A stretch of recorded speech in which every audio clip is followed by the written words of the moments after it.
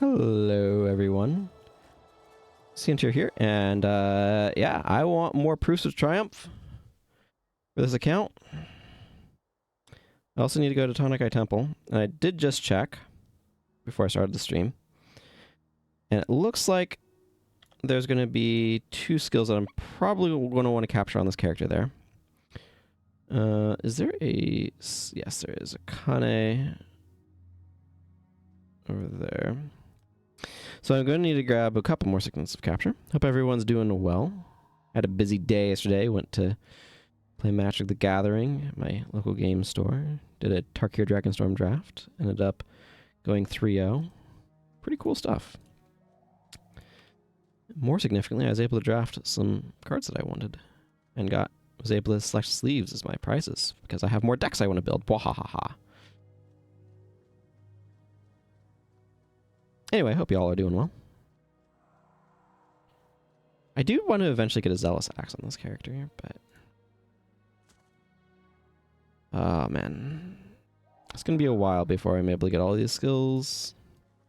I'm kind of prioritizing elite skills, I suppose, at the moment. Just because, you know, they're in the way, as it were. I don't think there's going to be any between here and there. And they're explorable zones as well, so...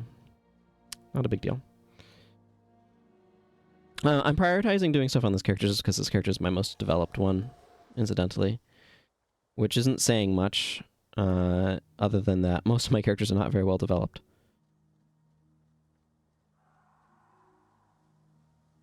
Oh man, getting to Cantha and Eye Temple is kind of a pain, isn't it? But it needs to be done.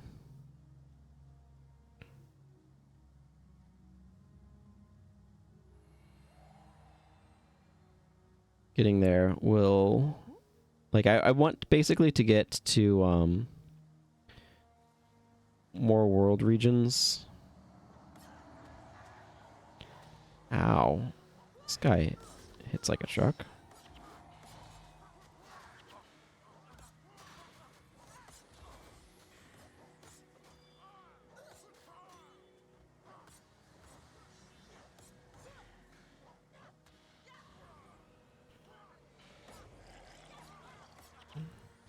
Weapon of Warding, I think, is the main thing that these guys use for blocking.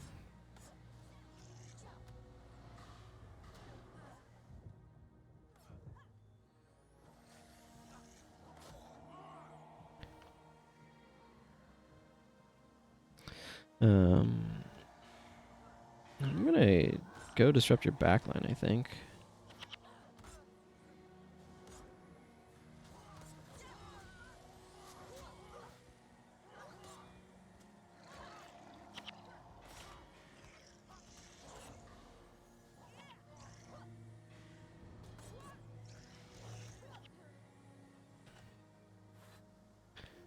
It's funny, I'm mostly using strength attacks.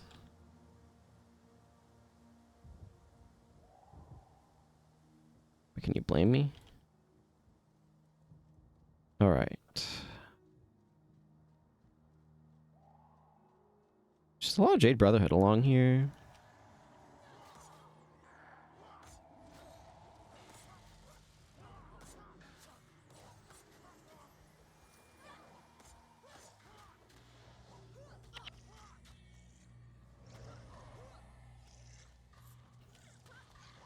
Yeah, we just got more that we just aggroed, which is not ideal, but I'll deal with it.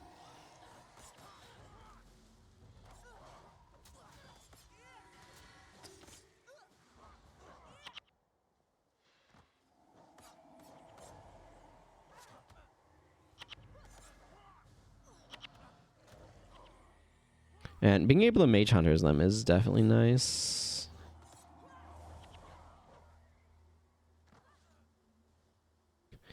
A weird awkward spot where you have a speed buff and a big snare on you at the same time. Everyone's energy seems to all be doing fine. So I think what my general plans are on this character...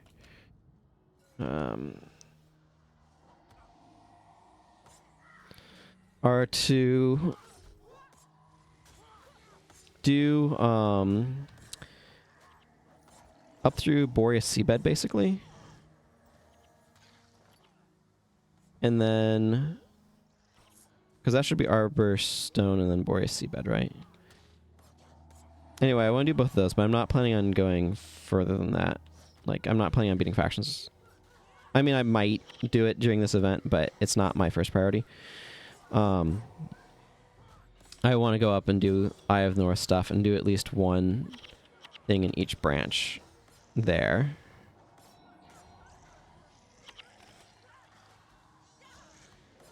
That's kind of my plan at the moment.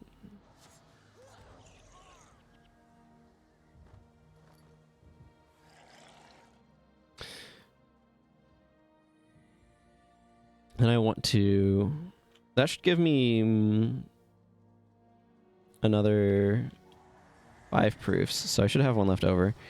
I then want to go to other characters and begin the process of getting proofs on them as well from early missions.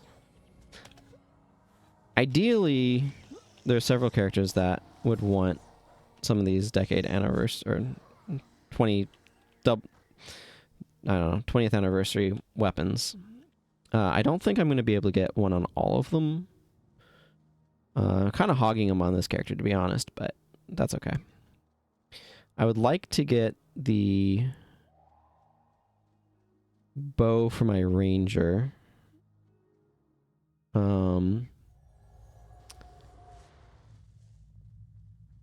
What is Kinry's quest?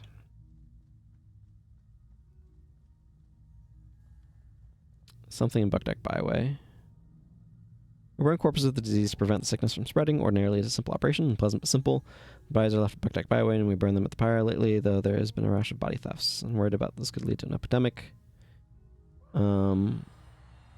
Alright. Tonic Eye Temple is still my priority, though.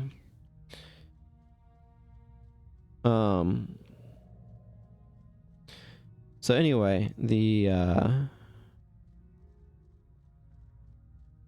you go. My priority at the moment is getting more of those. I have to look over the weapons again, see which ones are really important to me. Every now and then I do that. I don't even know quite how that ends up working, where you click on the minimap and it just shoots way off to the side.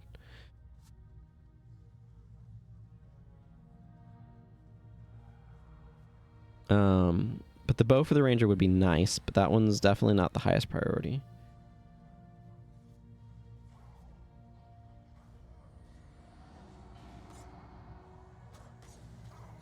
Getting the scythe for my dervish also actually is pretty important.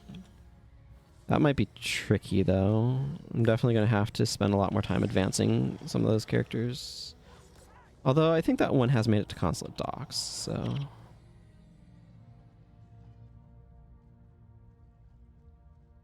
I like this little area right here.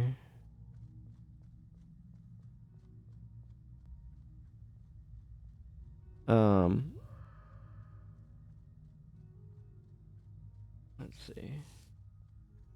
I've got like 2 or 3 hours to stream here, depending upon how much time I want to allocate to other things today. That should be reasonable. Probably go to about 5-ish. Probably.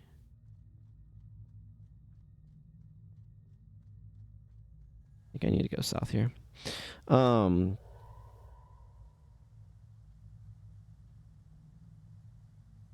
The daggers would be nice for my assassin, so I'd like to get those.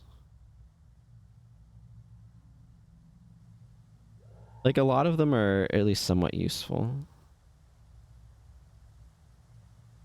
I don't know. I'll have to look over what they all are again.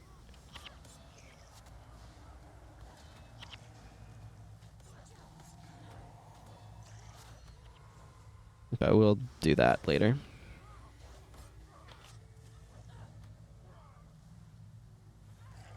How do they make these plague idols? Are they, like, putting people's hands in something?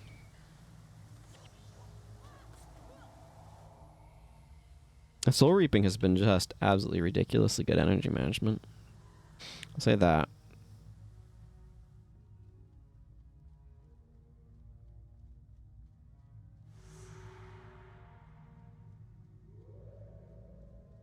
But yeah, Scythe for my Dervish. I don't have a Paragon or Ritualist on this account, so those don't necessarily... Well, I mean, I'm planning on getting the Spear on this character next, but...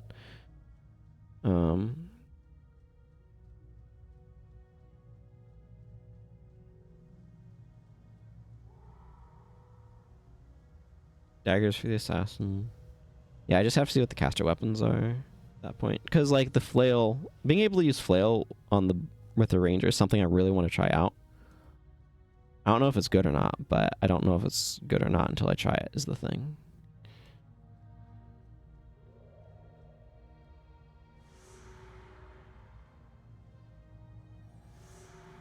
Okay, now we need to go back this way.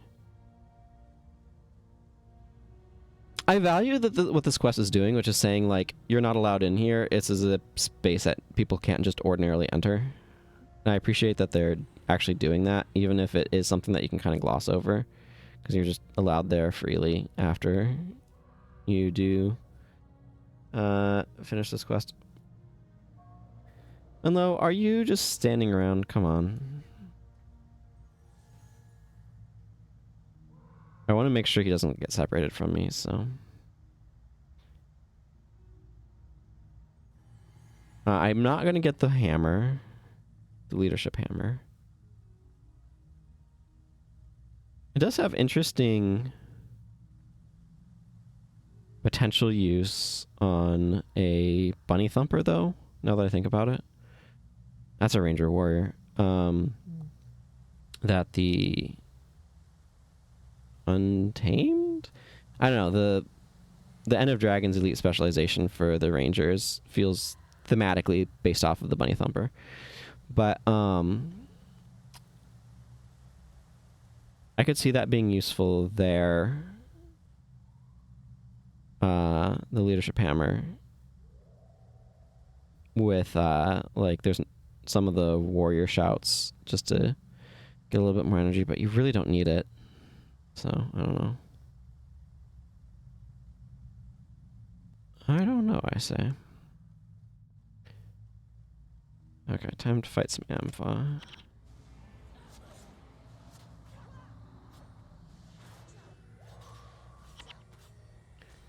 There you go. Finally figured it out. Just buff me like crazy. Everything will be fine. There you are.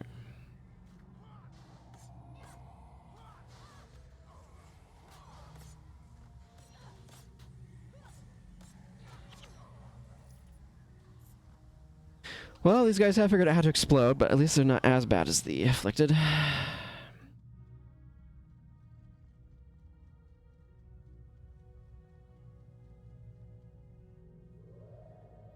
Is this the better path to get over there? I don't know. We're going to do it anyway.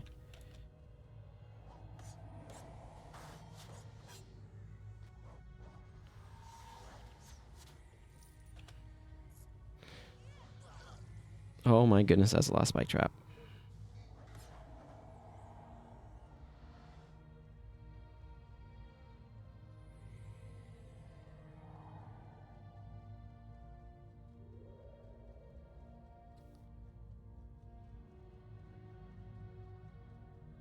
Yeah, I'm not sure there's a super direct way over here.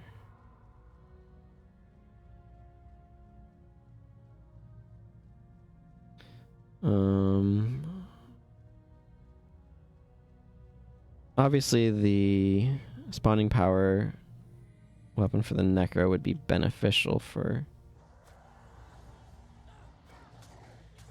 MMs, so I kind of want that. I'm definitely going to get it on my main account, but you probably won't be seeing me do that. I'll just do that on my own. A lot of farming Augury Rock and Chawback Village and stuff.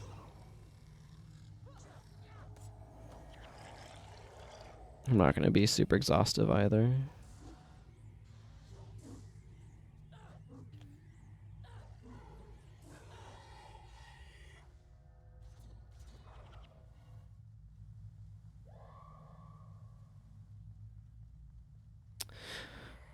Yeah.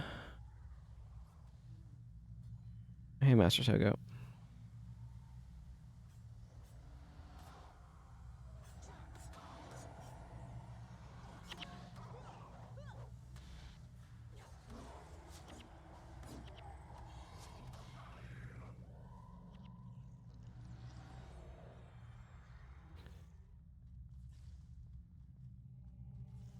What is going on with you, Brother Mello? Oh, you're just being attacked by this mesmer, I see.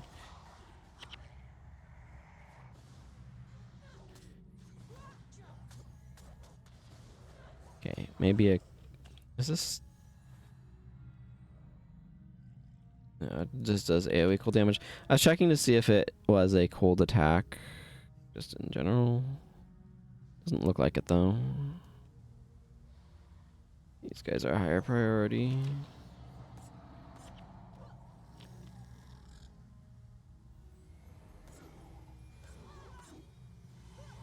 Man, scythes are so good for building up adrenaline. It's kind of crazy. Just how good they are at it.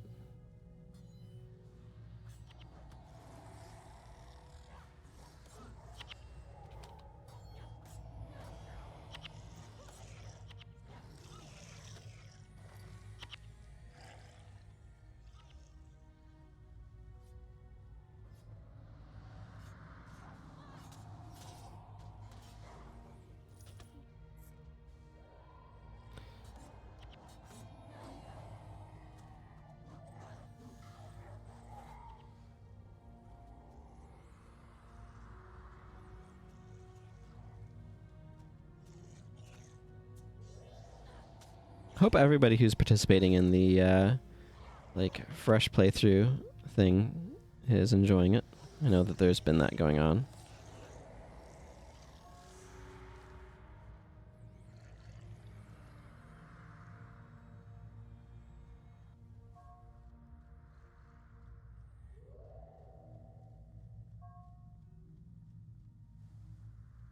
I like her hair.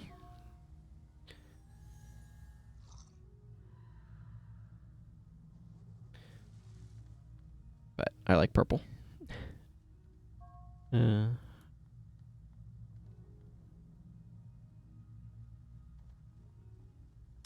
I might run into some enemies this way, but I feel like going back this direction rather than the other way. Feels like it was maybe a little bit of a longer route. Not that it matters too much either way. Yeah, it definitely looks like there aren't any enemies along here. That's actually kind of nice. To walk back past the sludge. I don't know. They built sewers around a really important temple. It's kind of a weird choice.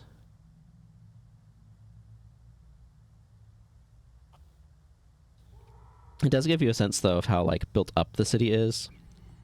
Like, there's definitely a lot of layers here.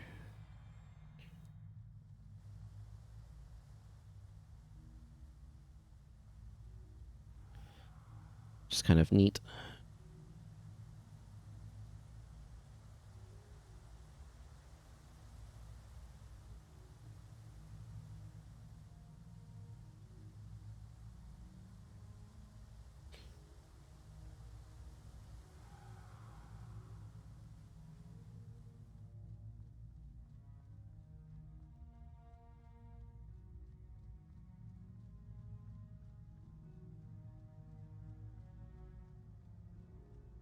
Come on, Master Togo, you can keep up, right? I'm gonna actually wait for everyone to kind of catch up to me. I'm gonna have to either way anyway. Kind of want to do it now. Just that way weird pathing issues or something don't come up. What bow is Jin using? Oh, yeah, that poison one. That one's fine. It's not max, but it's pretty close.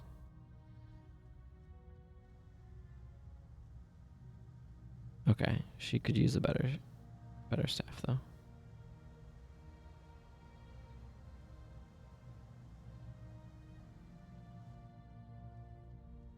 It turns out trying to look at my hero's equipment while walking means I'm not doing a great job of walking. Thankfully, it's not like an area where I need to pay that much attention to it, but I'm definitely getting a little...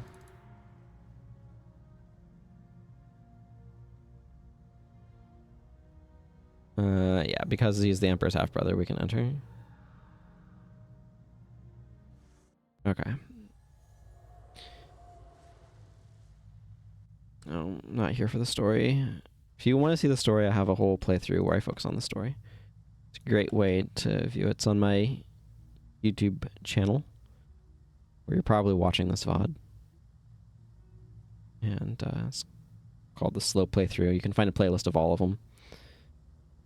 Did it, I don't know, like 5 years ago or something at this point, maybe? But it's very thorough. Okay, I want to go /elementalist.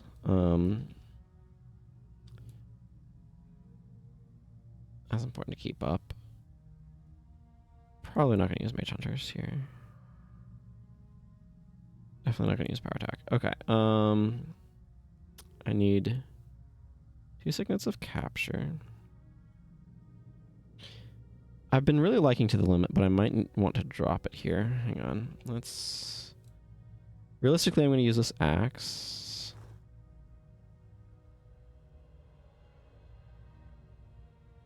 Do I have anything in...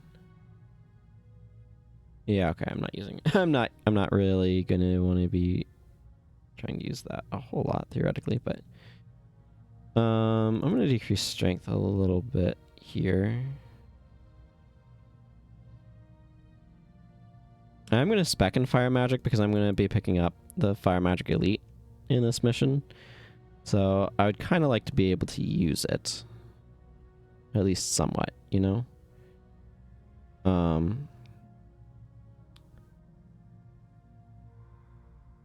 It does mean that my tactics skills are going to be worse, but...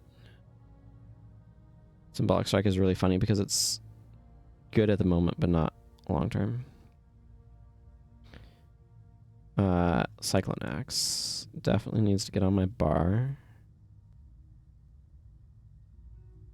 Do I just want like Penetrating Chop or something? I can't get another PvE only skill in here. Because I'm already using 3. Sickness of Capture didn't used to be classified as PvE only skills, and you can have a skill bar of all of them, but then they made them PvE only skills, and then you couldn't do that anymore.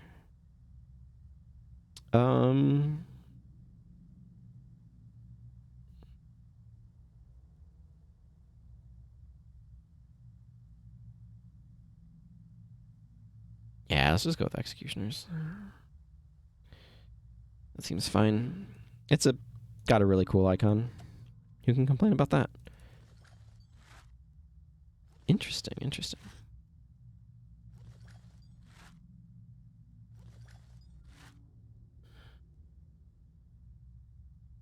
Okay, that is where I was putting the hard apple cider.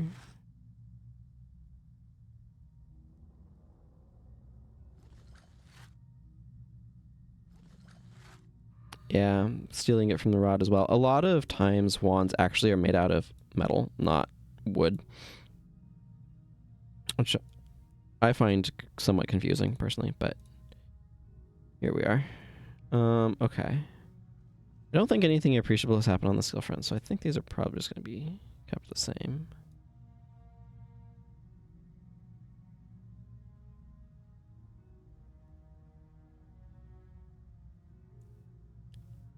If I were to replace Aura of Faith, what would it be with and why? I could see swapping to Reversal of Fortune and Shield of Deflection. I think this is probably just better. Right? You know, I think I might try that swap just to see how it goes. This is a potentially very dangerous mission, so don't be surprised if we wipe here a time or two. I'm gonna like try my best, but it can definitely get away from you.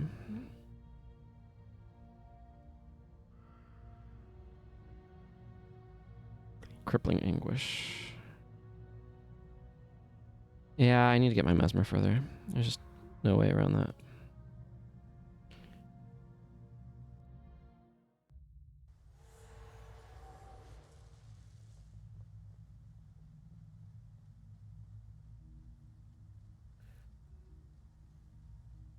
Yeah, Cleave is less damage than Executioners.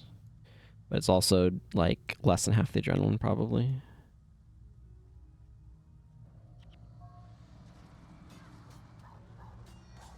It's weird in that it's not quite 3 hits, but it's less than 4 standard ones. So Cleave is a really weird skill.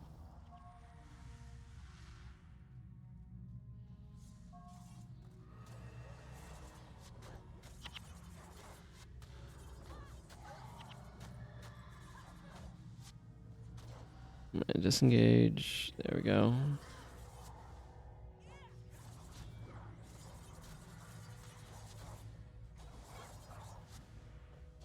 Okay, I don't mind being dazed. That doesn't do anything to me.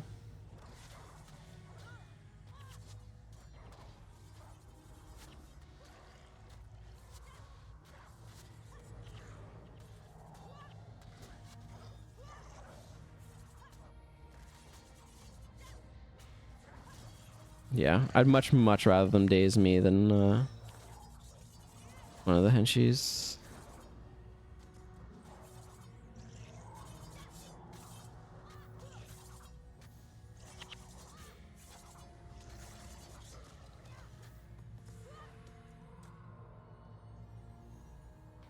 Lokita.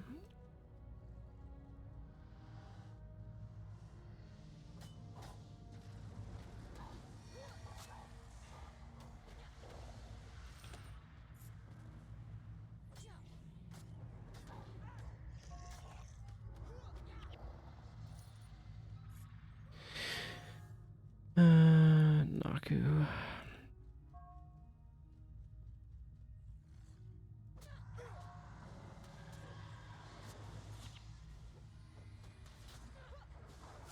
And I am absorbing a lot of broadhead arrows. Can't say I mind, though.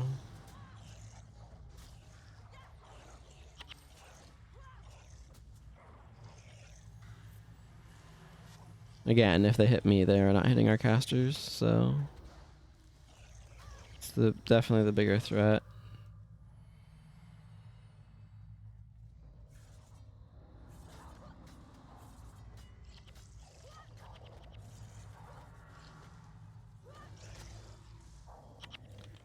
It's like Talcora has been being given the business over there.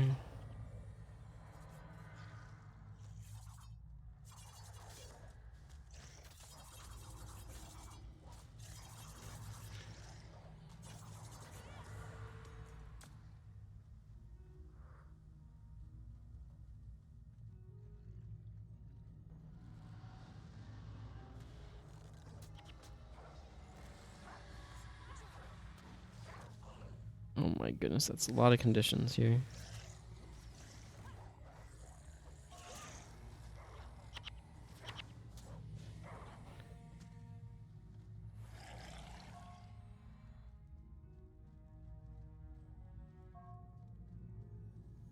Awkward that the text is behind the timer.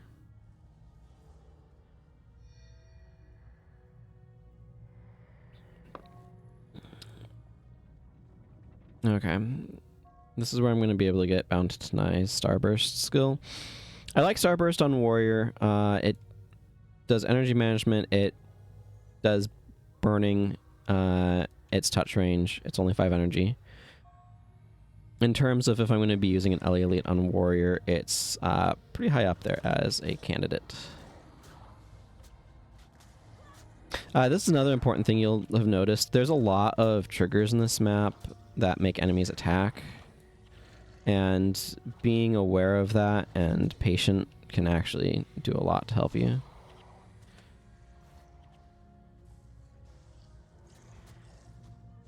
I had to learn about them when I did my slow playthrough, because this place was no joke doing... Because I did that with henchmen. And beating this with just henchmen on an assassin was brutal. The faction's henchmen are by far the worst ones. Especially in some of the locations.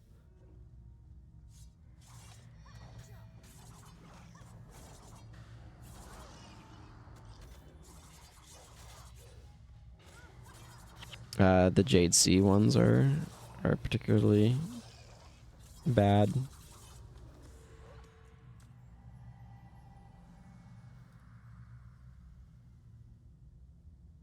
3-second burn is definitely what you are wanting from this.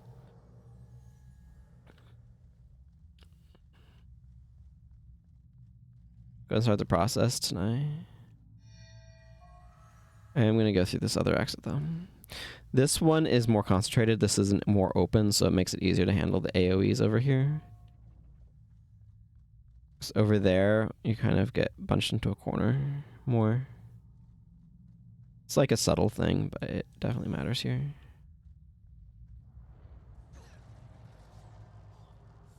With all of these temple guardians.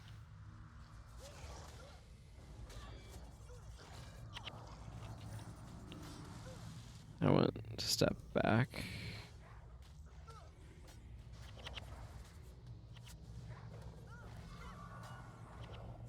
Yeah, being in those rays of judgment is bad.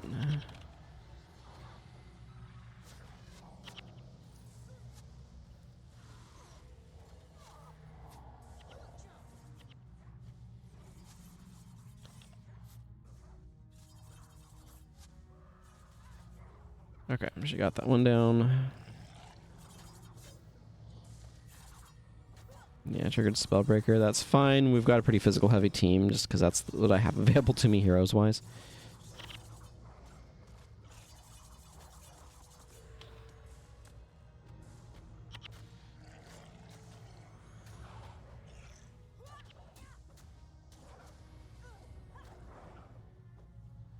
Jizanju will be coming up soonish, right? I don't think it's the next one. I don't remember for sure.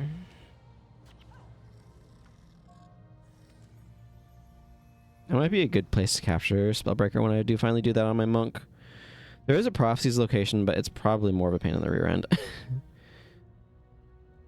And Spellbreaker could have been really good if they had made it have different stats. The story of half of the monk elites. Ugh. Like, again, if it was a couple seconds, like 3, maybe 5 seconds duration with a much shorter recharge. Okay, Jizanju is next. Then it would be quite useful, but...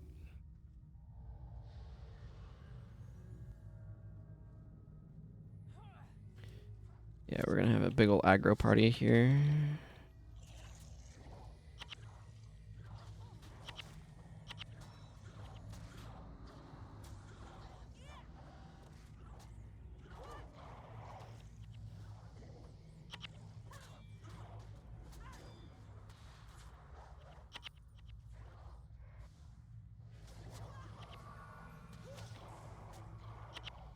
Ow. The one I'm worried about is the Rit one. That one's definitely the scariest. Yeah, see, part of what's really good about Shield of Deflection is the plus 27 armor actually does a lot to mitigate damage. It's easy to underestimate that, the value of that. Okay, who let them stack this many freaking Ellies in one place?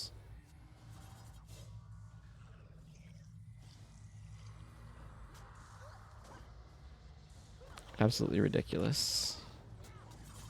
And I almost went down there. I do want to take out the support, though.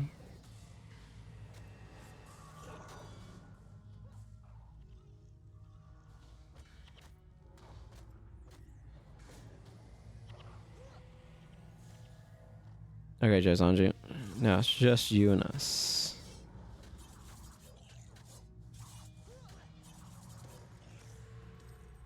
And I can capture the other elite that I'm going to get here, Auspicious Parry. Which is also nice to have, although I don't think it's a great skill.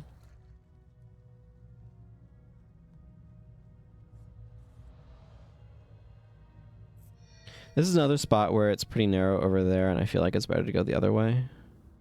It's more open.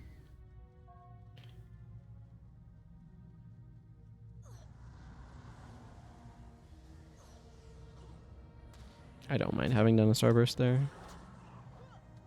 Starburst is definitely a skill that I would consider using if I'm using Conjure Fire. Oh hey, it finally recognized that I unlocked Auspicious Parry. That's neat.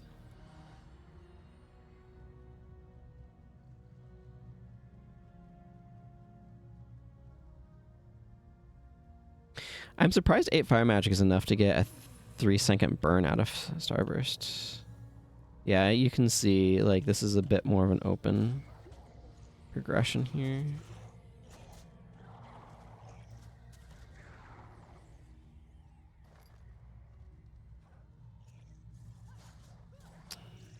Definitely let the minions run in.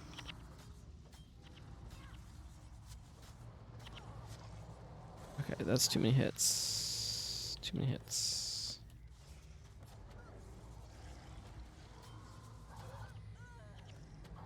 Yeah, I'm not surprised Milani went down. This one's not too bad overall, but...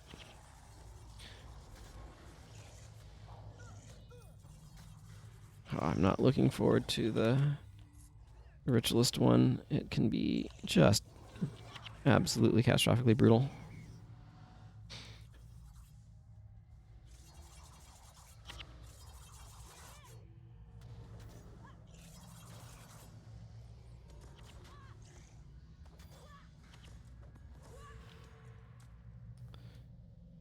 I did not check to see what skills they all had. Just the ones that I was going to capture. Mm-hmm.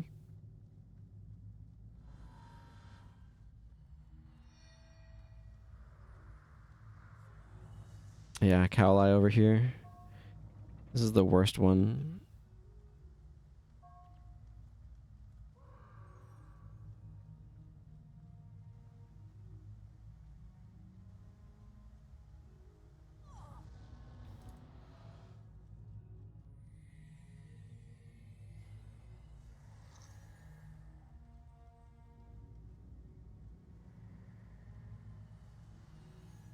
Oh my goodness, that's so many Ellies.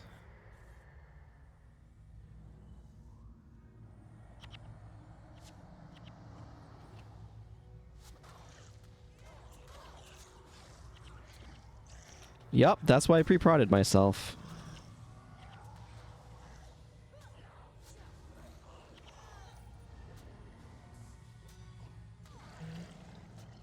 Which definitely helped.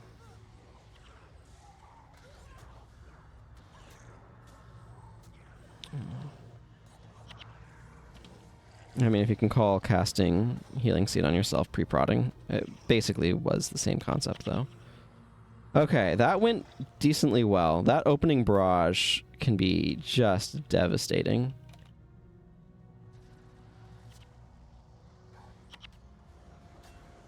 The thing that helped us there was... I had Healing Seed on myself, so I didn't go down right away. Sometimes you need to plan ahead a little bit, you know? Important to take down the Restoration. Restoration will resurrect the boss there. Which is always quite annoying. Okay. We should be okay as long as we don't rush too much at this point. We just need to get Vizu. And between here and there, there's some patrolling rangers and a big group of enemies in the middle, which is, you know, a problem, but...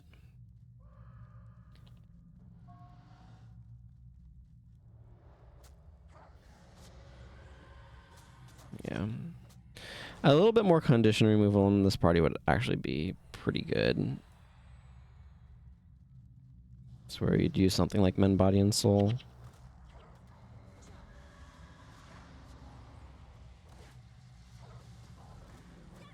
I mean, if I had Antidote Signet, that would also work, but I'm not been doing that for a while. More Ranger patrols that I want to deal with. More Throw Dirt.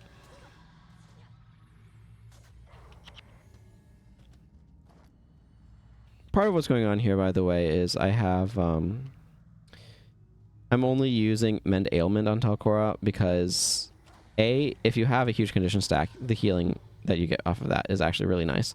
But B, the 5-second recharge means that she's not spending too much time spamming Condi Cleanse, which can really, really drain energy a lot.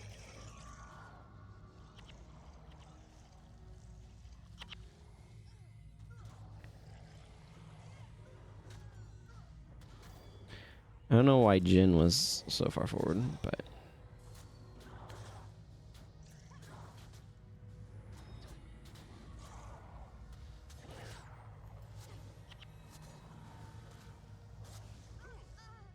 Ow. Okay. Oh, I definitely am picking this up.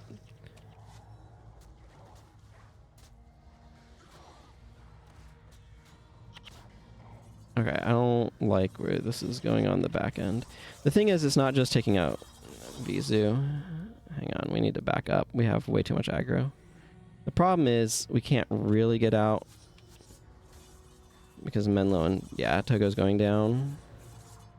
That's interesting. I don't usually wipe at that spot, but this is a hard mission, so I'm not surprised that I had some challenges with it. Superior Earth magic. Interesting. Okay, I'm going to go back to the Dervish builds. I think it is better than that one. It's just a matter of what I had available to me for the elites I wanted to be capturing. I did not need to be running up there. Okay, where's my strength helmet?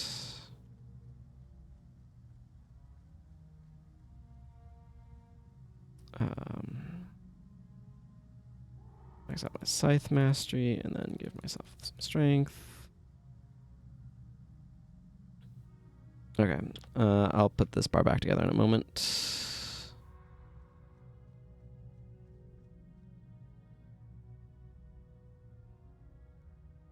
This is probably going to be better off being sold. That's one of those things I'm going to want to identify.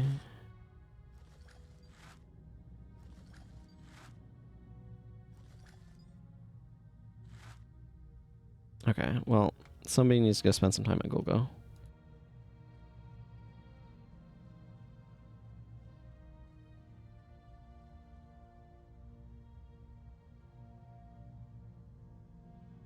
What is that, 54?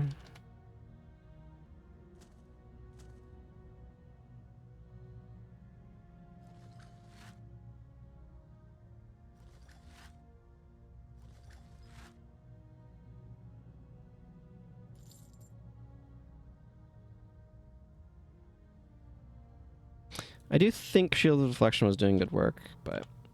Okay.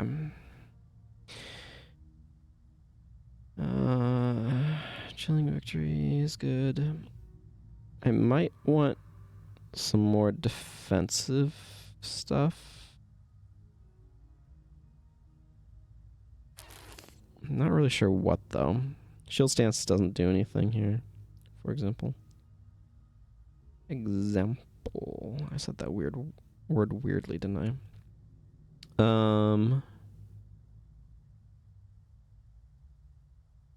I could go with Defy Pain. That would definitely increase my durability. I think I will. I think I will go with Defy Pain here. The Emergency Eyeway.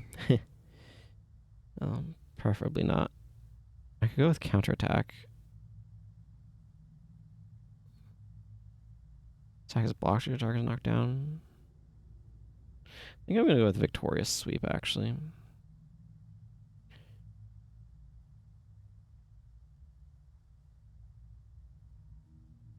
Maybe just Brawling Headbutt.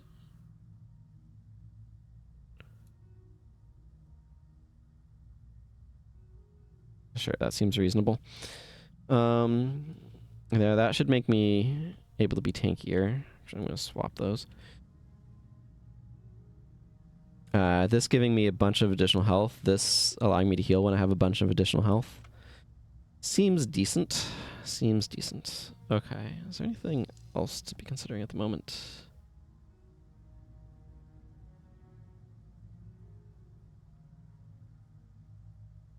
I don't think so. I mean, again, I'm just really limited on some of my selection here. But I'd rather run with these guys than with Henshinlen, even if like some of them are a little dubious. And don't get me wrong, like Jin and Milani in particular are a little bit dubious. Jin most of all.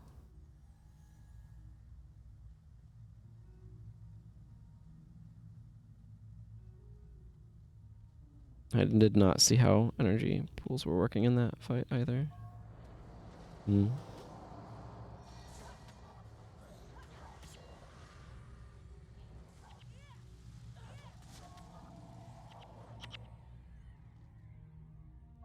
Okay, well, I should be able to just run in and tank stuff. I just got something diverted, which is not ideal, but...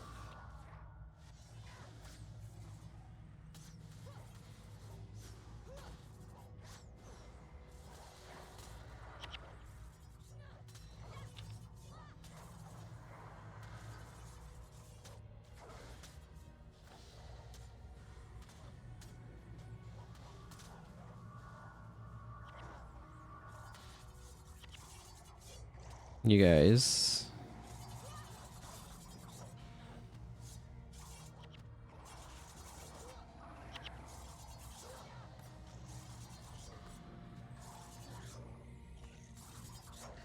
Yeah, the monk, please.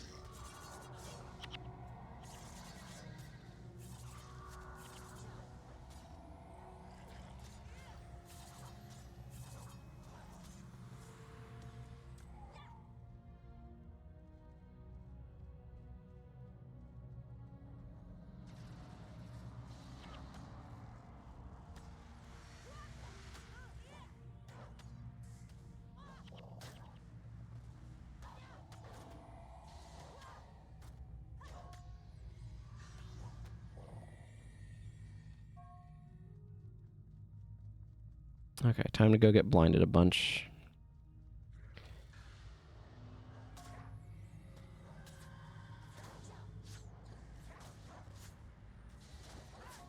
That's kind of what I thought.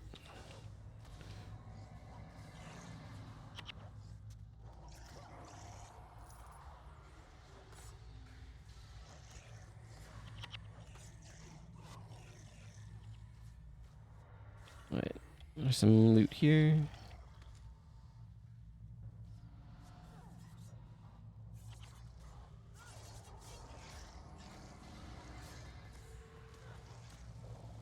Yeah, I'm taking a lot less damage from these guys, for example.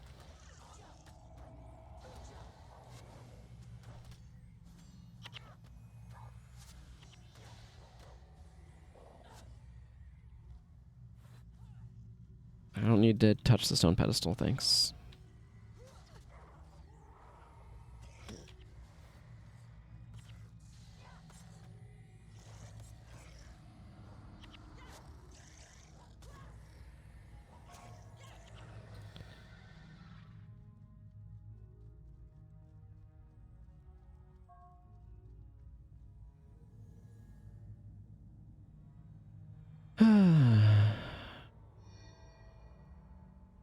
Yeah, I don't have runes on these guys particularly much. I guess I have a little bit of a death magic thing going on over there.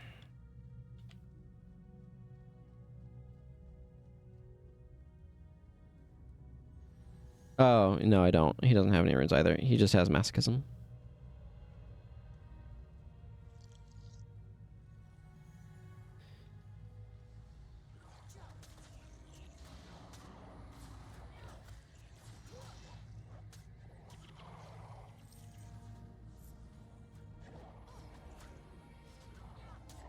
Kind of would appreciate it if Togo wasn't trying to tank the enemies as much as he is, but what you gonna do?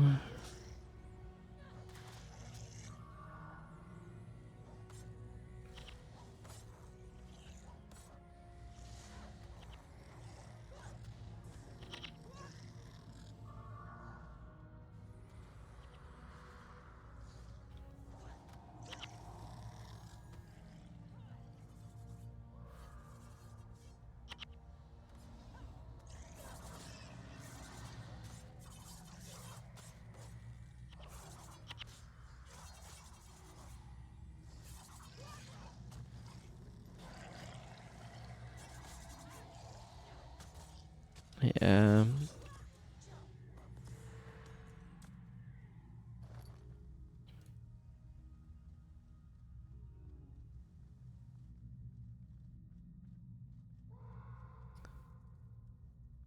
Go ahead and start opening, please. Okay, I do want to go this way, though, like I said before. I think this is a safer route, because it's more open.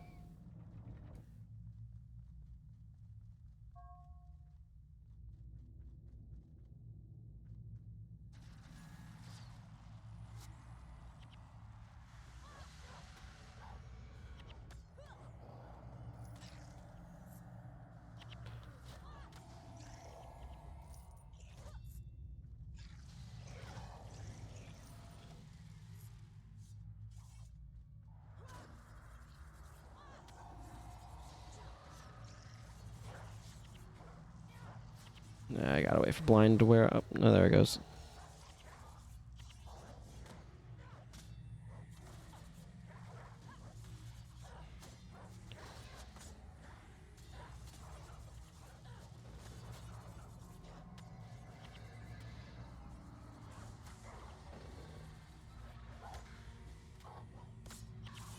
What do you think you're doing, Temple Guardian?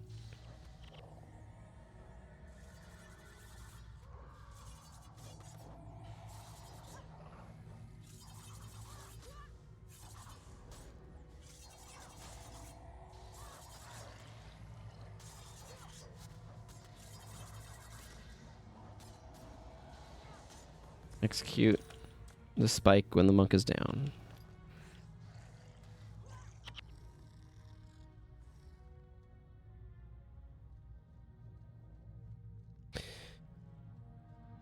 Okay.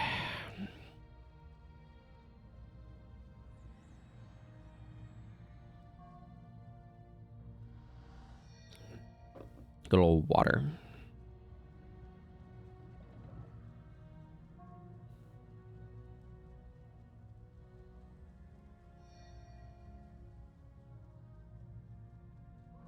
Jaizanju again, and then Kaolai, and then the last one.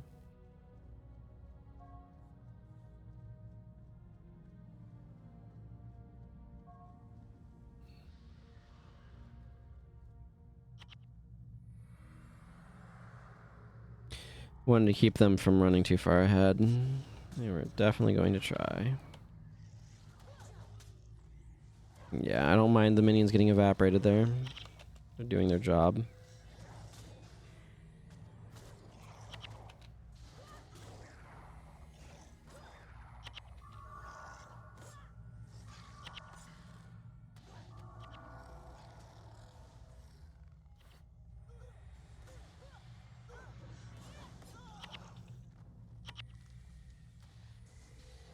Wow. Some really good... Well, okay. Any damage mitigation is going to look good if you have freaking Shield of Absorption on you. That's just a given.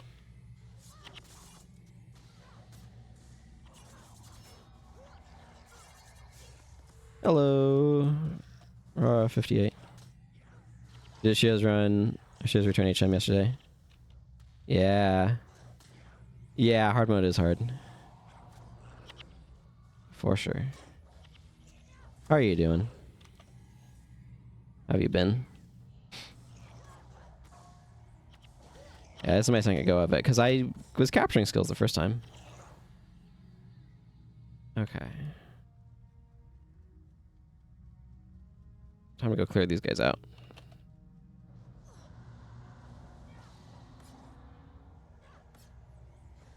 Yeah, it's been really populated, from what I've seen. Especially the earlier zones, because they're doing that, like, big group playthrough thing, right? Kind of weird that you have to actually go over to where they are to get them to raise the gate.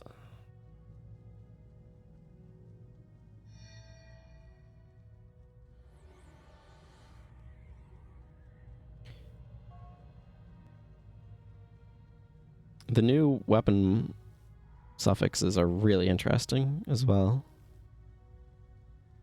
It's been interesting thinking about what sort of possibilities they might open up.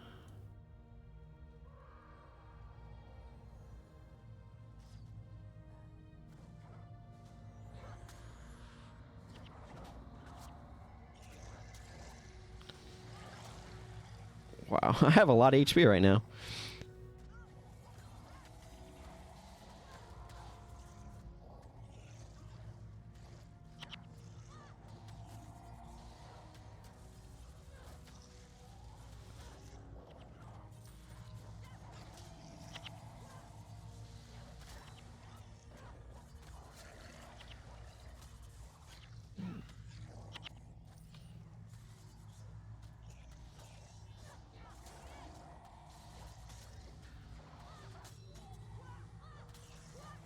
Should probably be focusing these writs a little bit more.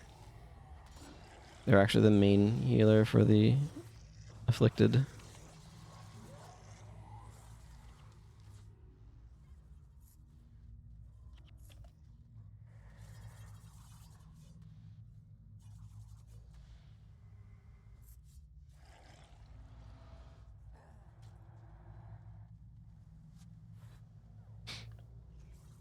There's a lot of like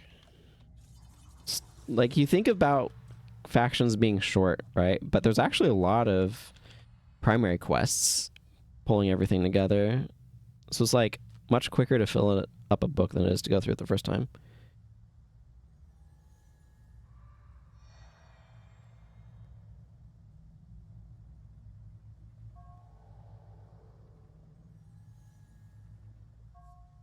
Okay.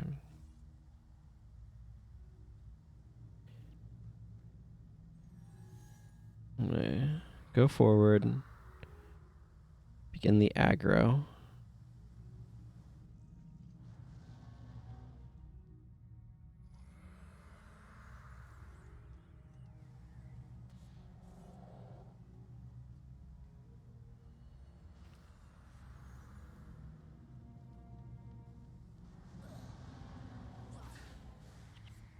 There we go. Well, Acolyte Jin didn't take that too well.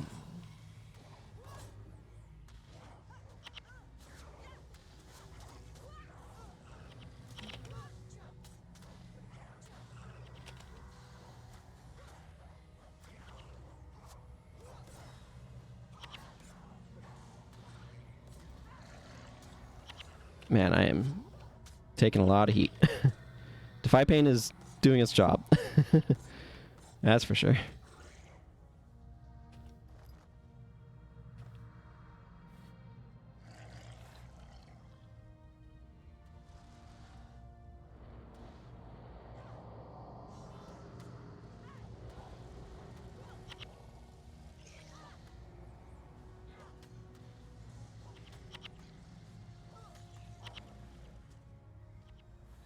Yeah, I heard that they needed to spin up more download servers and stuff too. There's so many people showing up.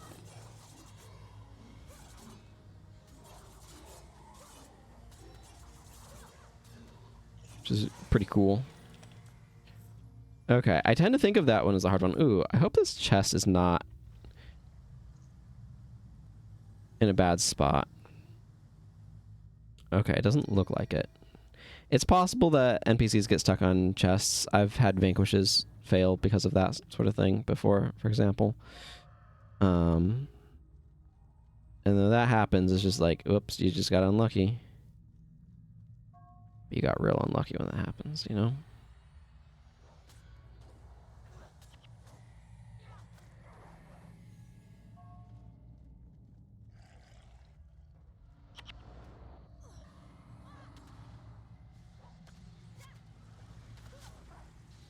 Yeah. Okay, blind got removed pretty quickly, which is nice.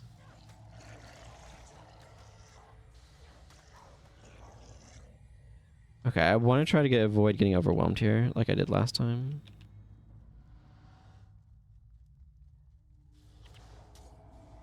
Seeing Throw Dirt get interrupted is nice.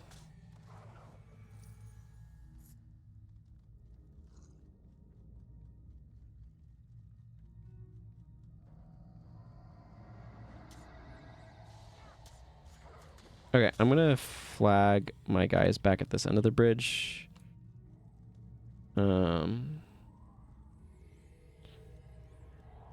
Friggin', why does Togo at all have to follow me? This would be so much easier if I didn't have to worry about Master Freaking Togo. Sorry, the mouse was going crazy there because I was repositioning my mouse pad and it sent everything sliding and...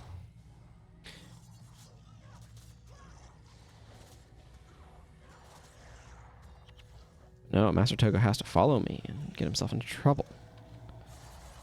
It's deeply unfortunate. Deeply unfortunate, I say.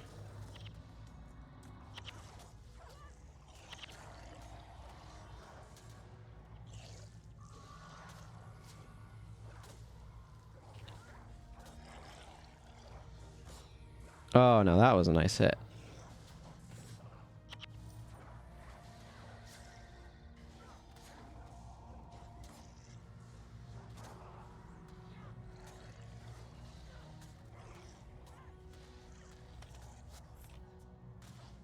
Okay, it's going a lot better this time. We could still have problems, but it is going a lot better.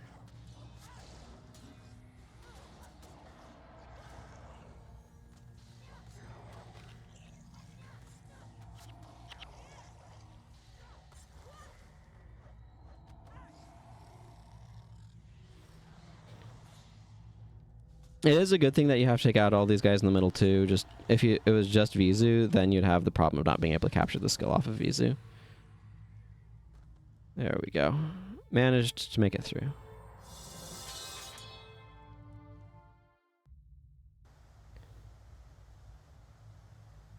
And it's definitely a tricky one.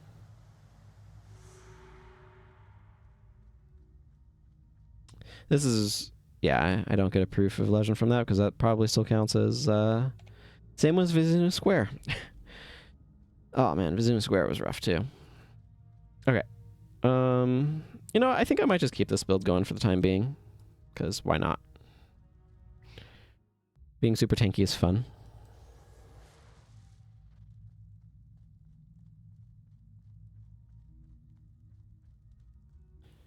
Wonder if this would be worth running. Probably not. I mean, it's not worth running, but I think I'm kind of content where I'm at. Hey, Vizu. Yeah, this is one of the cool things about factions that's easy to overlook, is what she's saying is accurate. You can come back here and talk to the spirits whenever you feel like it, and they will talk about your current objectives and stuff. It's just pretty neat. Major healing. Anchorites is not prodigies, unfortunately. Okay, it's apparently Anchorites mode. I just got 2 Anchorite armors in a row. Don't know what to make of that. Yeah, get them supplies of steel.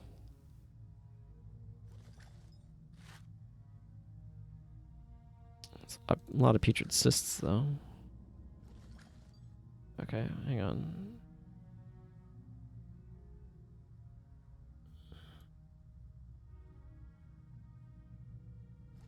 What is this junction? Okay. What's going on with this spiked targe? Okay, that's definitely merchant fodder.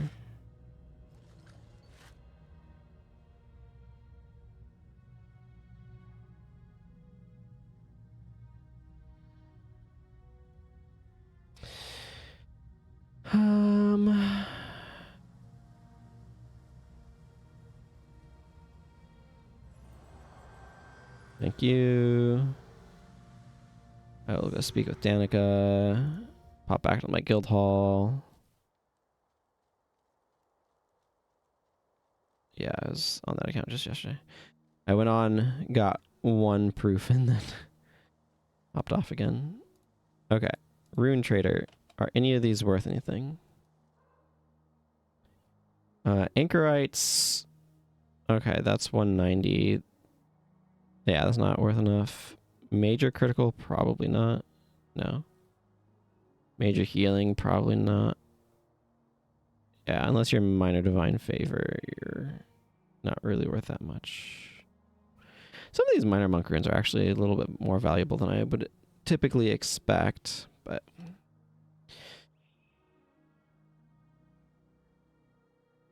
all of this is just good for merchanting. That's what I'm going to do. I think I might get some runes for my heroes, though.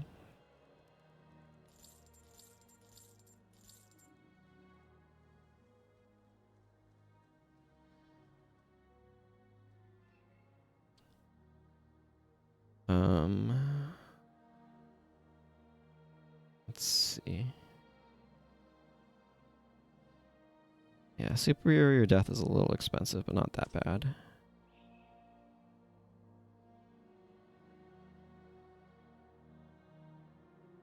Superior air for Vec. Superior healing. Okay, I'm out of money, but I think this is worth doing for now. Superior healing and superior protection. Okay. Dunkoro is my healer.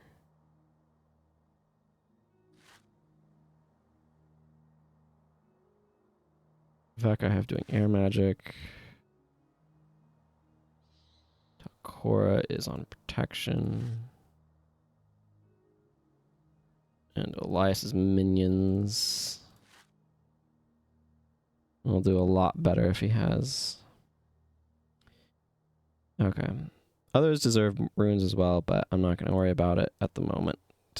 Okay.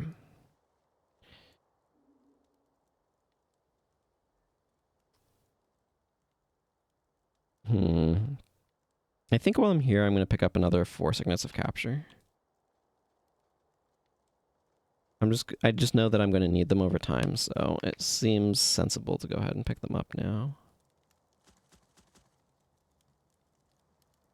I don't think this character actually has a Resurrection Signet either. Probably because it's awkward to get in Prophecies. That's not an immediate concern on this character, though. It's like something that I definitely should be picking up at some point, but...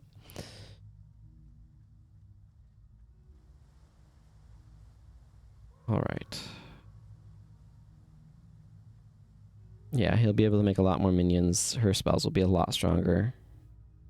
Full 10-second duration. And especially the boost that he's going to get to his healing spells is also going to be huge.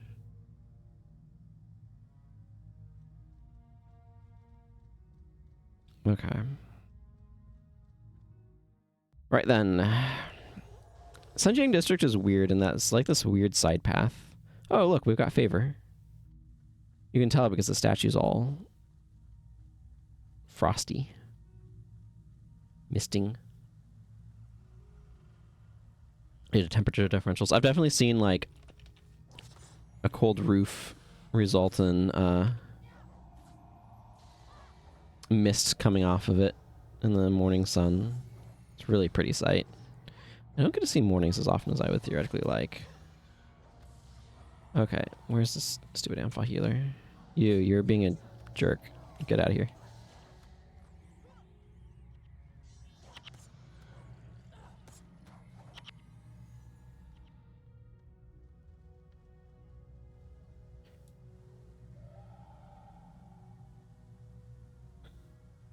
Is it this way or this way? I think it's up this way.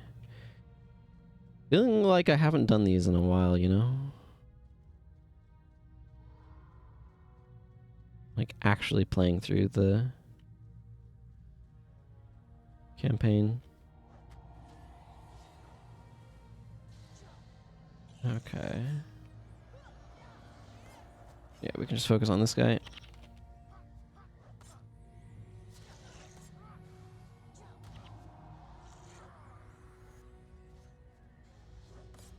Man, my damage levels vary so much.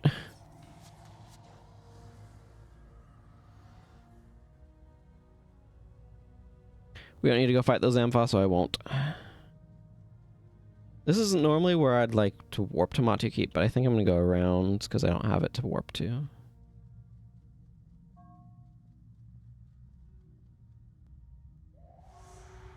Thank you. So I'm going to go out this way and then go around to the entrance.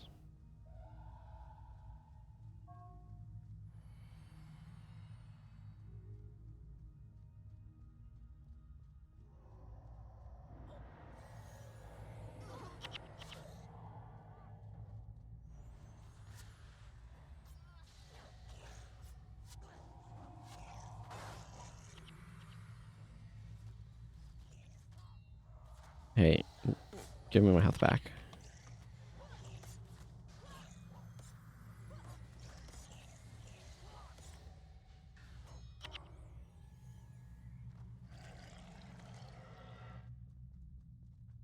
Okay. usually go this way, so I don't actually know the route super well. I think there should be a bridge over there. Probably?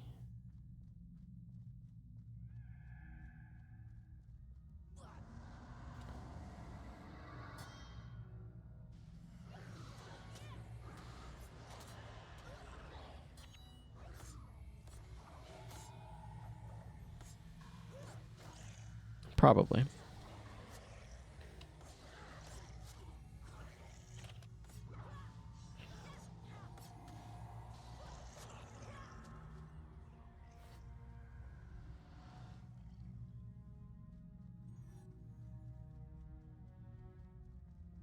Okay, it looks like there's a bridge over this way. Probably need to take down this group, though.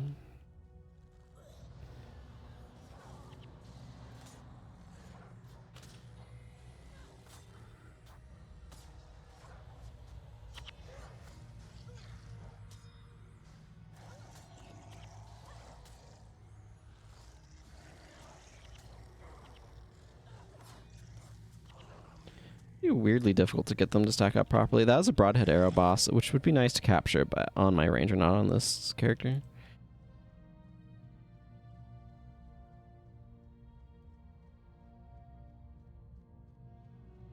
I need to go over here, I think? Again, I don't usually go this direction, so I don't know this part of the map very well.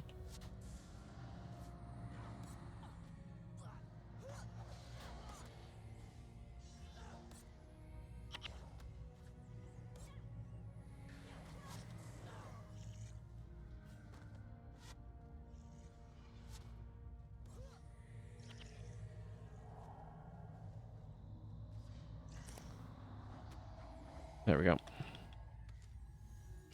I still am getting thrown off a little bit just because I'm used to this being the Icy Soul Breaker.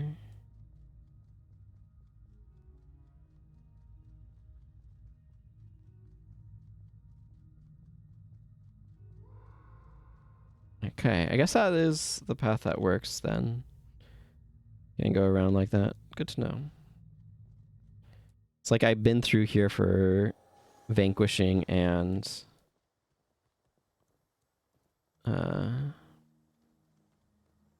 cartography, and that's it, and it's been ages since I've done either sort of situation.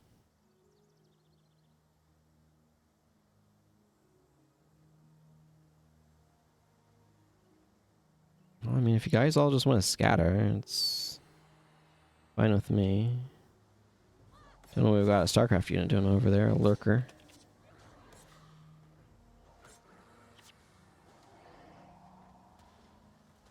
That's what I think of anyway, with the word lurker. I could joke and say there's a member of the stream over there as well if I wanted to.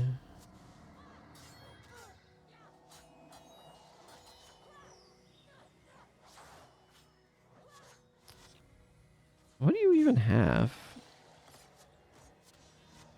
Are you like a trap or something? Probably, right? Spike trap boss, most likely.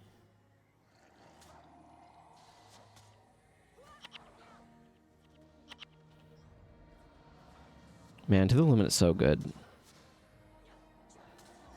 This build would not work without To the Limit. Works pretty well, though. Because I have it.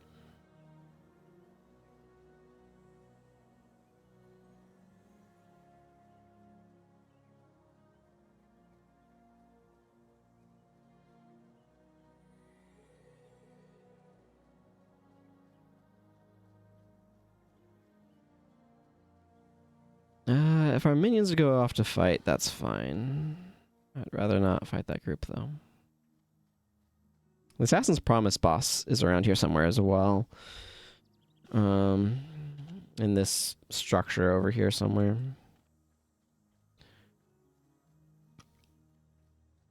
Is my jaw popping? I don't know if that came over the microphone or not. We're getting pretty close to getting to the other regions, though, so that's nice.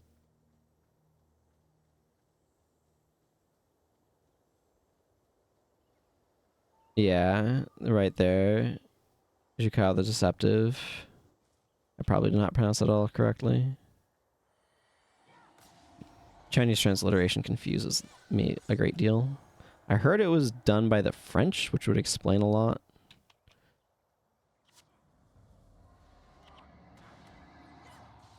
I don't understand how French uses its letters.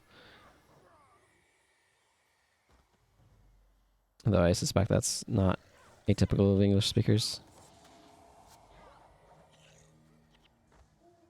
Who, you know, haven't learned French anyway.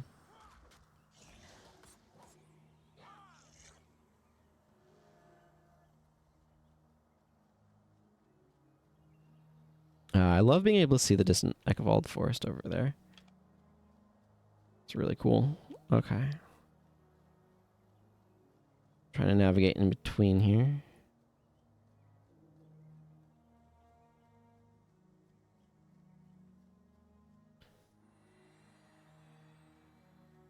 I do want to step inside Matu Keep before I head out, though. Okay, Danica.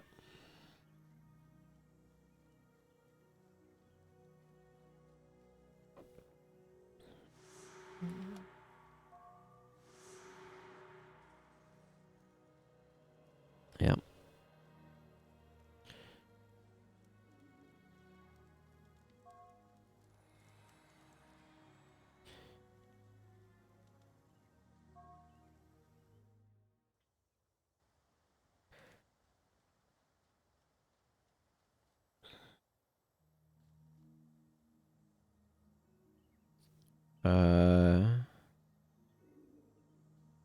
Sure. That's a weird quest.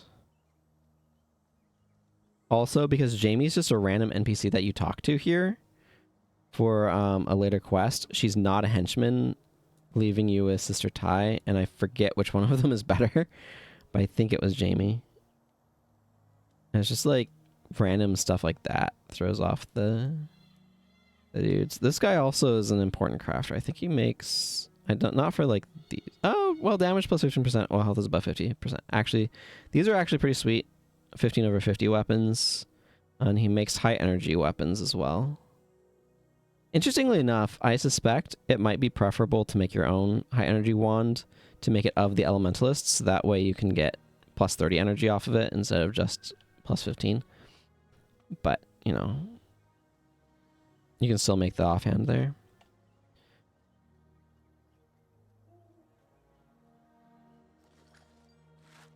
Highly salvageable, you say? 3 steel ingots is pretty good. Happy to get more wood out of those things as well. Okay. Important to get this on my map, though, for later. Right, towards Arborstone. I will want to make sure I'm capturing Forceful Blow.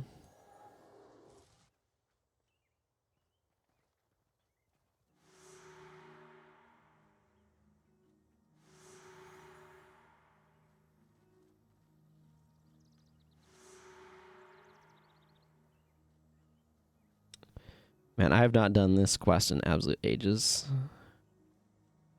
The mystery says it's safe to go back. Spoilers, it is not. But, you know.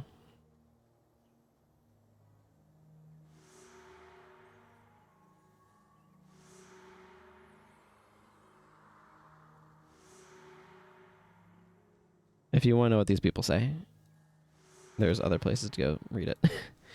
I'm just trying to quickly do the quest. Okay.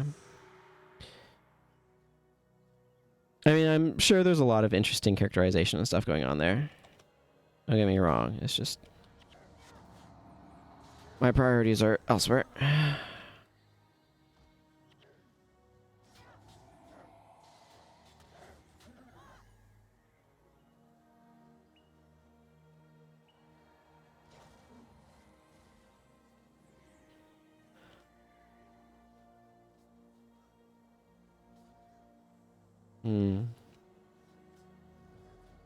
I think I did that too early. That's okay.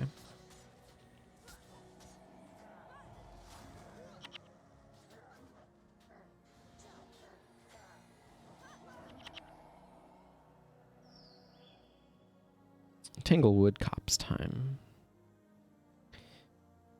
Making my way over to Kurzik territory. Oh, yeah. I kind of like the asymmetry of going to Tangled Copse before heading to Arborstone versus just Boreas Seabed just being on the edge of things.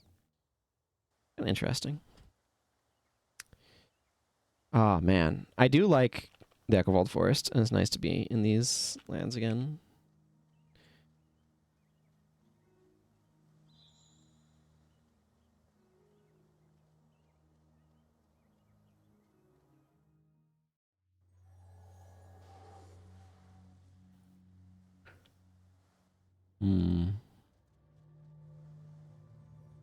Luxon controlled territory at the moment, though. Interesting.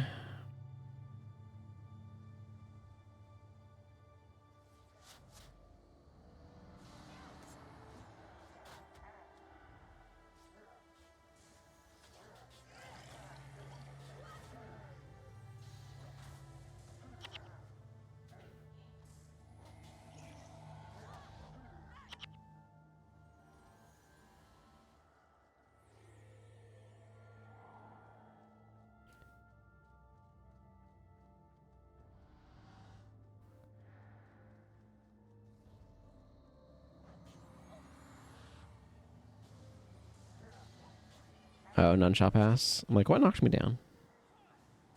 That's right, these guys do use Nunshot Pass, don't they? And I'm starting to get deep enough that I'm like getting some decent quantities and qualities of materials and stuff. It's really nice.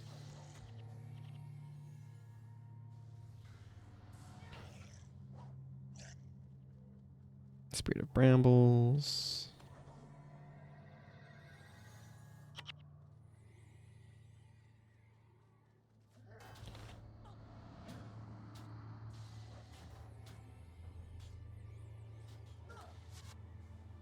It'd be really interesting if this game had passive skills that you could just slot in.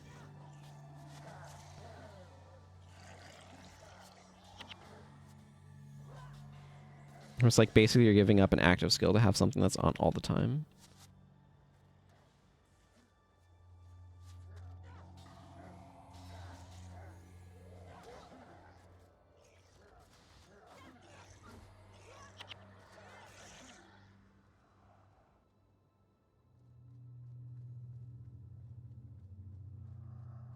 Okay, Shoals.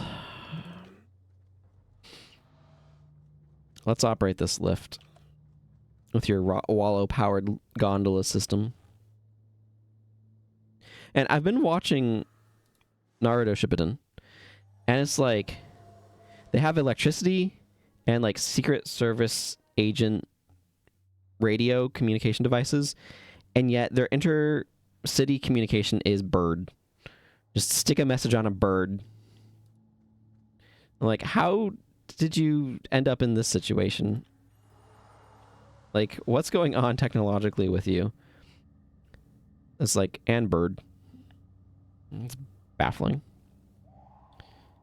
There might be some rangers or something that we run into, but I don't really care about any of that. Just gonna drop that and grab this. There's a important hammer elite in there. Almost have more hammer elites than non-elites. It feels like. Boy. Okay, I don't think there's anything else that I feel is important to do before I jump in here, so let's intermission. I'm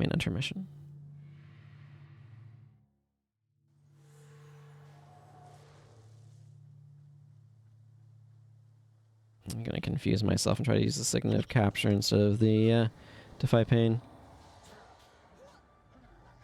Or not. Maybe I'll just do fine.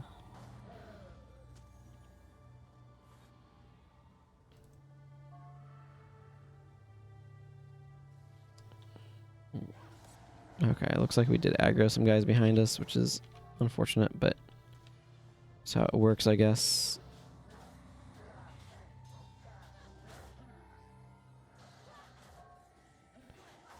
I don't like getting these spores on me. Yeah, all of your attributes are lowered by 2. That's pretty brutal.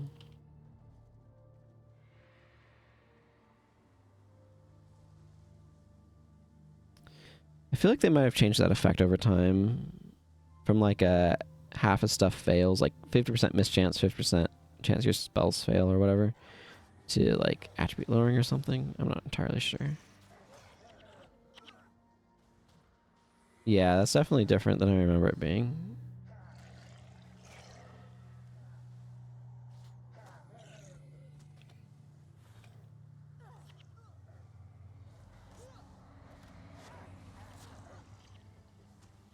I kind of figured.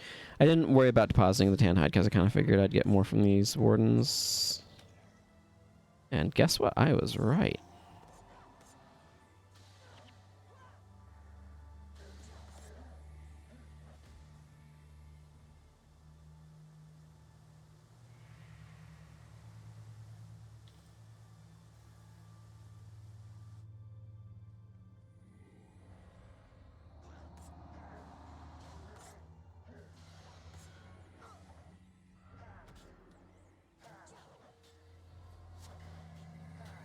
Yeah, I'm definitely using a lot of energy. Oh, you know what? Being power, whatever, energy surge does not help with that issue.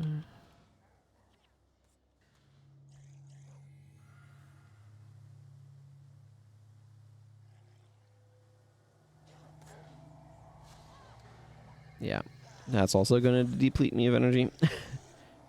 uh,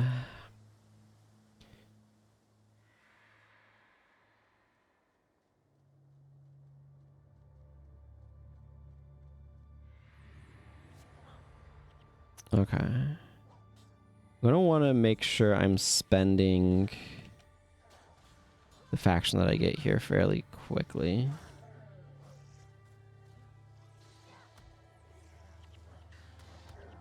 Oh, man. Let me tell you, this soul reaping is really nice.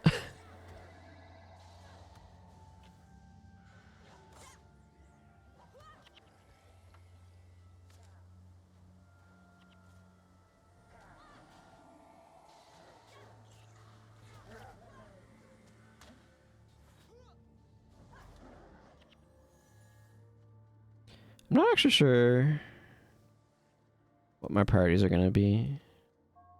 I've always been Kurzak aligned, but I wanted to join an alliance that is Luxon aligned, so I finally swapped over there. And that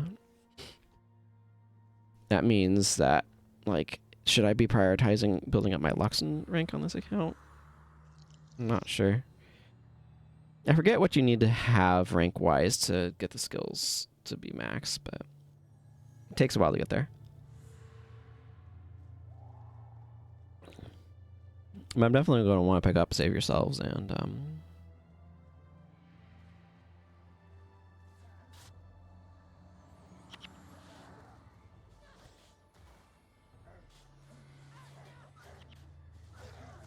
bunch of the other ones too. And my specs now making it so that way I don't take damage from some of their traps is pretty spicy.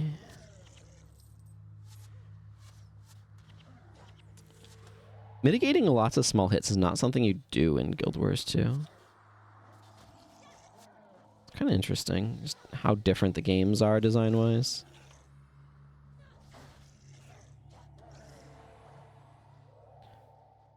There's something cool about mitigating a bunch of small hits. Like the fact that I just walked up there and was hit for a bunch of zeros is a really cool thing that just does not happen in the sequel.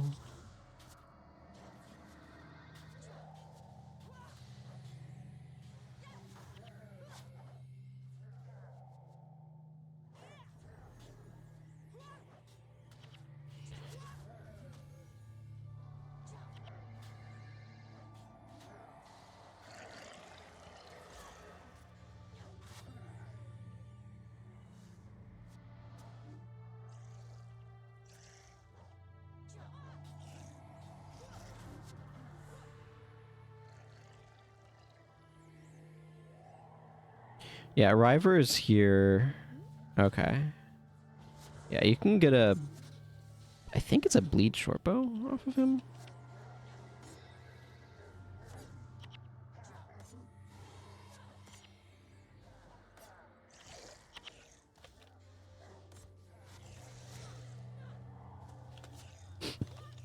I love the wardens importing Crichton brandy. I think it's amusing.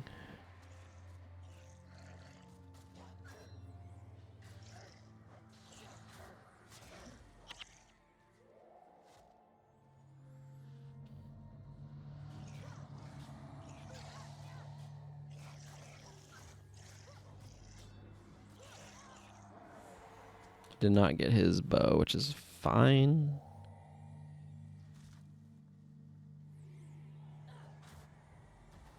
Would have been nice, but not like a huge deal either way. Would have been an upgrade for Jin, actually, now that I think about it.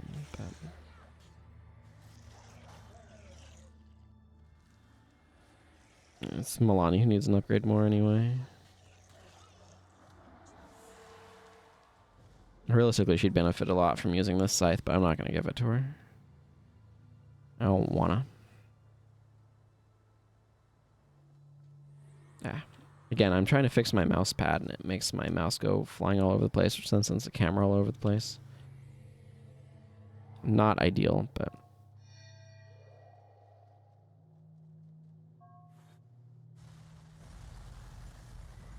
Okay, Menlo's been separated from us, etc. I'm gonna drop this fancy box that I picked up.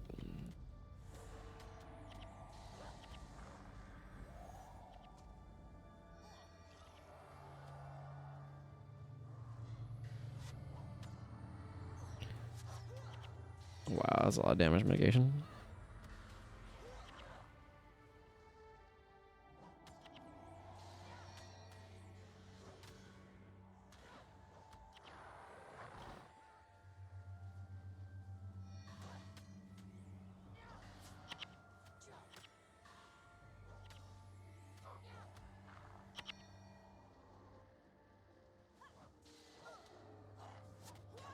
Falling ceiling is definitely a nuisance. Okay. Yeah, it does that all right. I like that they reference the Urn of St. Victor and the Spear of Archimedes in Guild Wars 2. That's definitely my preferred Revenant spec. Is Vindicator, I think it is.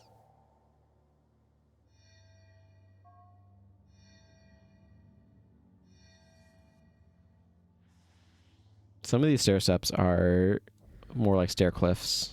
They're just crazy high.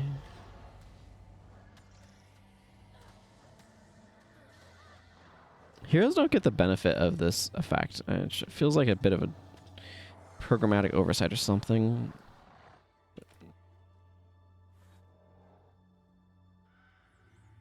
Definitely weakens the value of the urn, that's for sure.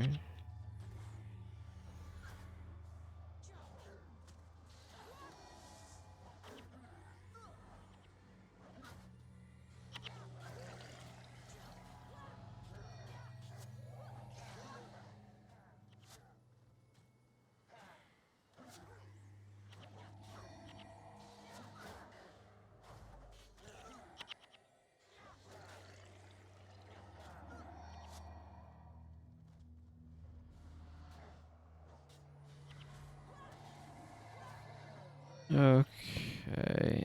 Where are these wardens coming from? They're just like all over the place. Okay, pick up the box. Run off with the box.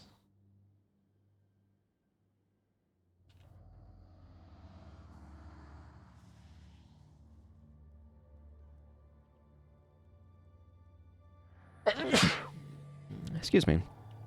I seem to have sneezed. Okay, I'm just sneezy right now.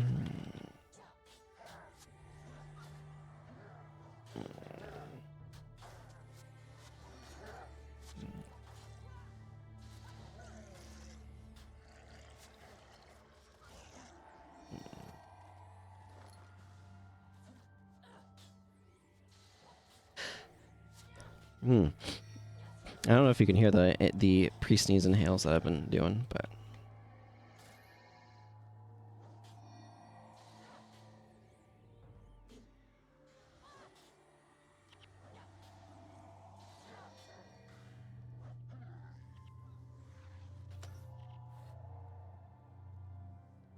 But definitely having it go off a little bit there.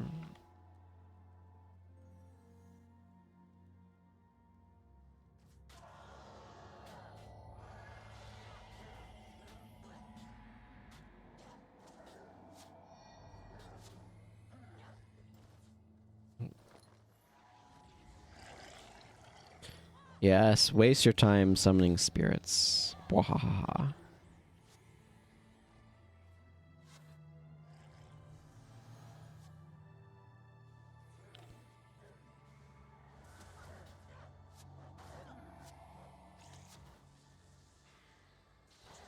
I have to wait for that to respawn.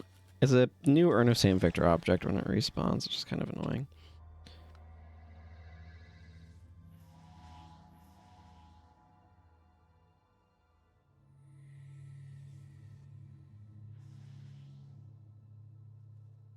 I don't know what makes this rod in particular eerie, but...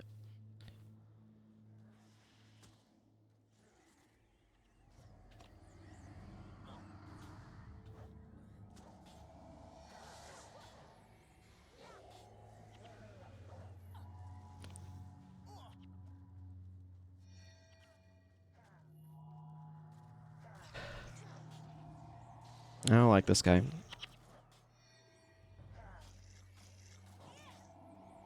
Alright, one moment.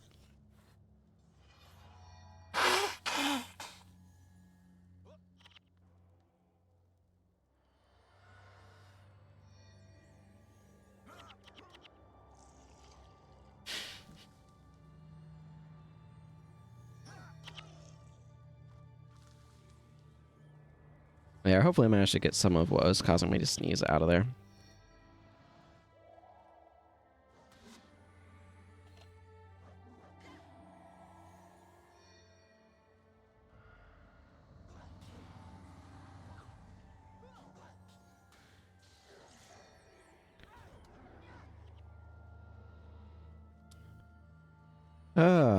Alright. Stone rains and stuff. We'll deal with them.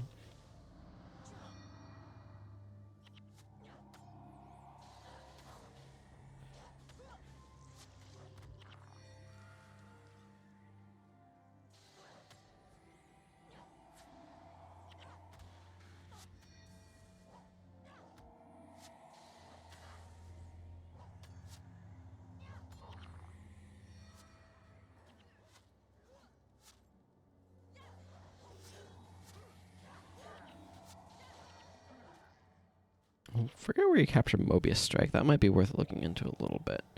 Although, I'm not really going to be using Mobius Strike on this character anyway.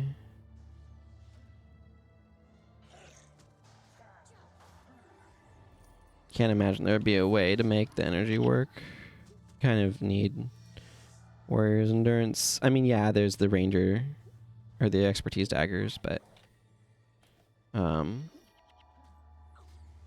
that they added. Which I think helps, but... it just might mean you might be able to fit in some of the 10 energy skills. I'd actually be interested in trying out Critical Strike Daggers. I feel like those would be really nice. There's a couple of reasons why. But one of them is that would allow you to potentially use Twisting Fangs decently. Which is kind of a neat idea.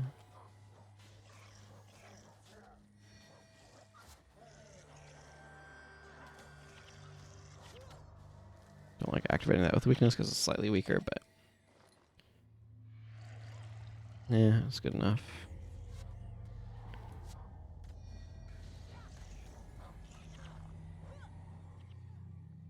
You can ignore the Spirit of Brambles, please.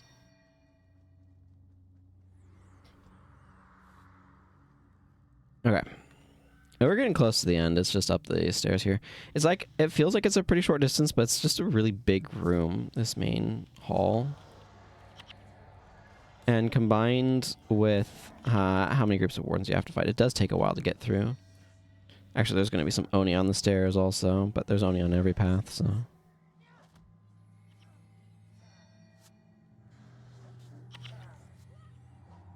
It's interesting how often I end up targeting the spirit instead of the guy, just because the spirit is somehow approximately slightly closer, technically.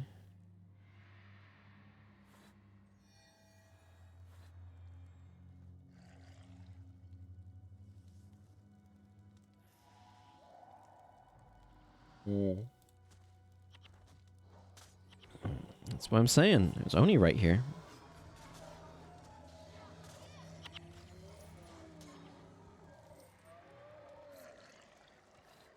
I'd actually like Charging Strike. I think that would be fun to use with this particular weapon. That's a Nightfall skill, and I'm nowhere near getting that.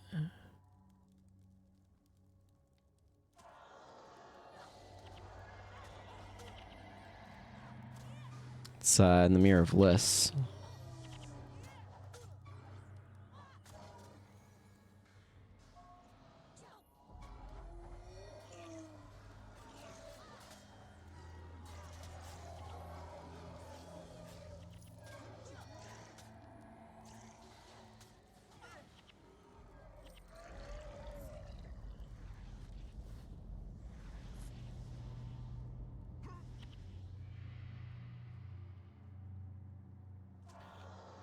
Okay.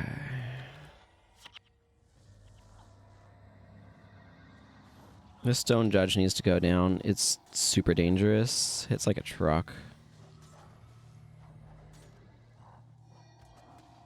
I would prefer Danica not be standing right next to it, but it's probably better than standing next to some of the other enemies, so I don't know.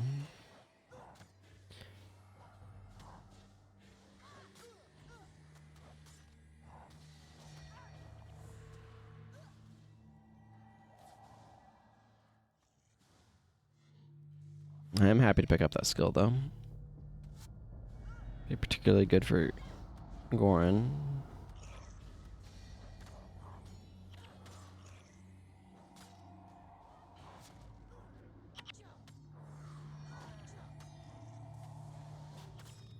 Yeah.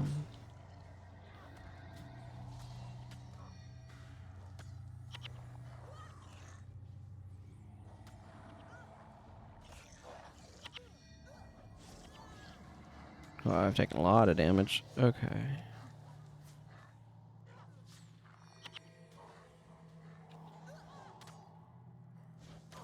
I will leave your family's prized possession lying around wherever I darn well please. Okay. The heroes can take care of that last Stone Rain. Now she can safely Blood of Zuhelzer this open. Hello, Wuji Quest. It's going pretty well. I mean, I just got another elite skill, so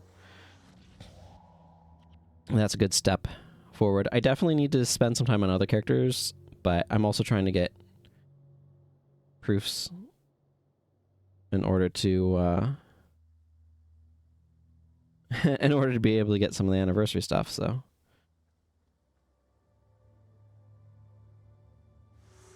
Convocation. Okay. That's definitely going to be another spot where I'm going to want to capture stuff. I'm going to swap back to that. I don't need that yet, though. Not yet.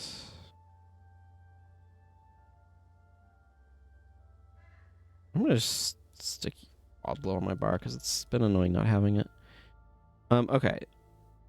So this one requires me to meet with Master Togo. I think that's right outside Matu. Unlock all skills. How close am I? Pretty far away still. I don't have an exact count.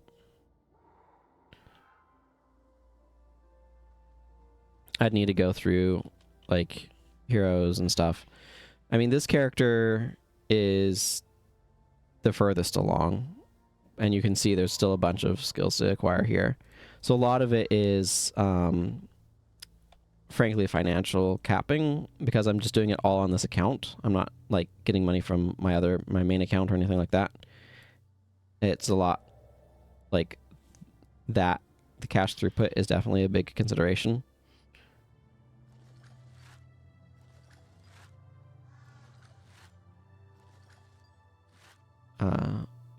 But, you know, I'm making progress, so.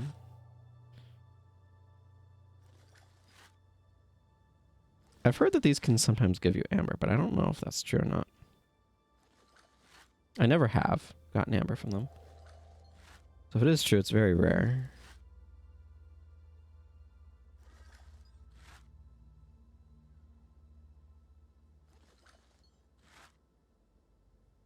Interesting. Not expecting the eerie thing to salvage to iron, and yet it did. But yeah, right now my priority is getting these proofs of legend. So I've been in particular focusing on advancing this character further into the various, or further into factions, just that way I can get access to more map regions in order to be able to get stuff. Okay. Yeah, that's what I thought. Back to Pongmai Valley.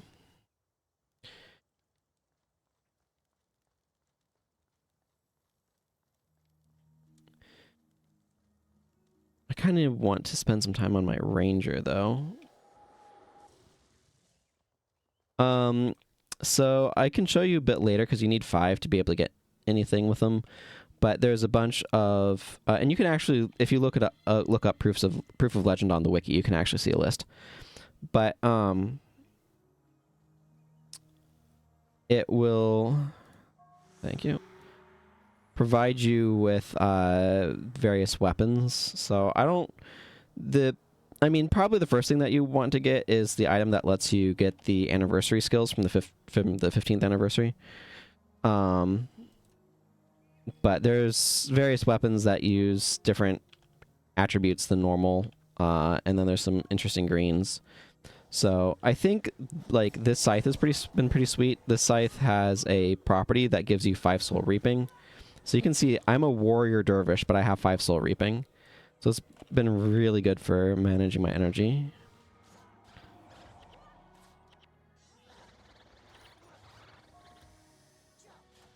Yeah. So like that's the new thing that they've added for the 20th anniversary, or like one of them. Is this suffix mod that gives you 5 of a primary attribute. And they have greens with that built in. So in this case, this is technically a scythe of the necromancer, a vampiric scythe of the necromancer. But there's a bunch of other options as well.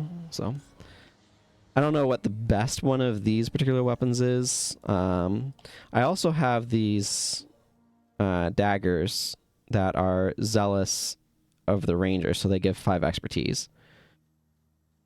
And I want to get a spear on this character that gives 5 critical strikes.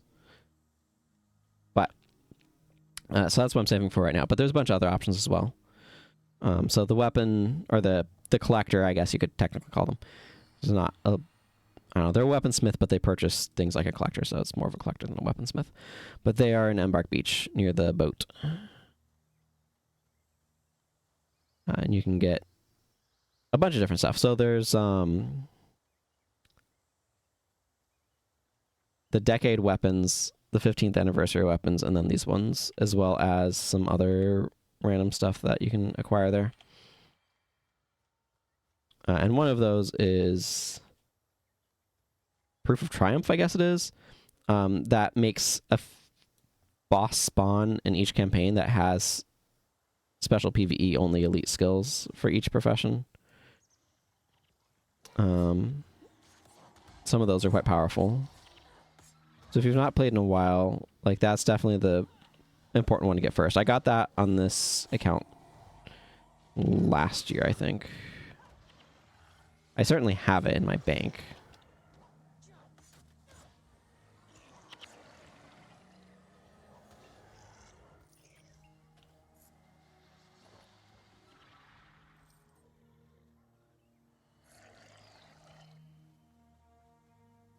I love the Mist in the Mountains.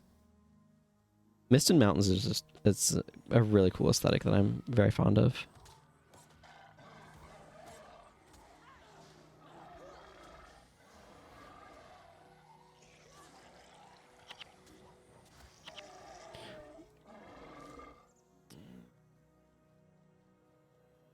I think there's a necromancer staff that gives you spawning power, for example, as well.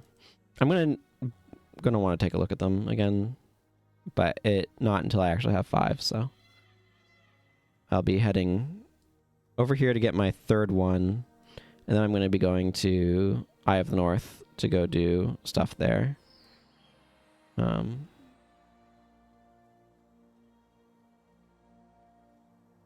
I would like to spend that 3,000 faction before I'm forced to lose it. Oh.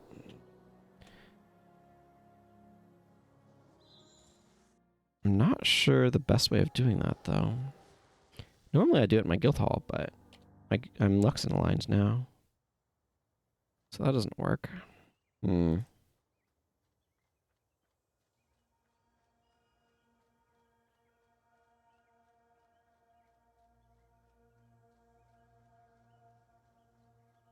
otherwise I'm just going to lose it. Which is not really what I'd consider ideal. But I need to be able to...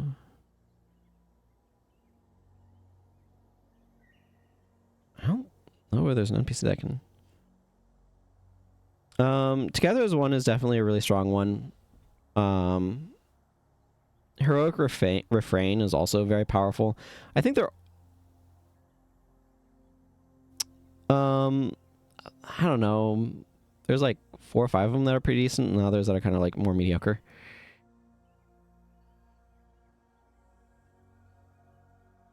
Well, there's not a whole lot I can do about this, so I might as well just accept that I'm going to be losing out a little bit of value here. I'm going to quickly check to see what elites are capable in this mission.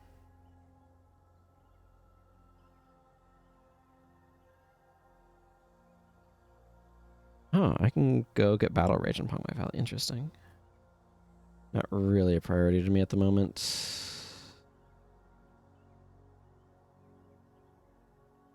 Okay, Boreas Seabed. Okay, it's just Dragon Slash that I'd be getting here. Don't need to worry about it otherwise. Yeah, I wish I could... Yeah, but there's not really anything to do about it, so... Intermission it is.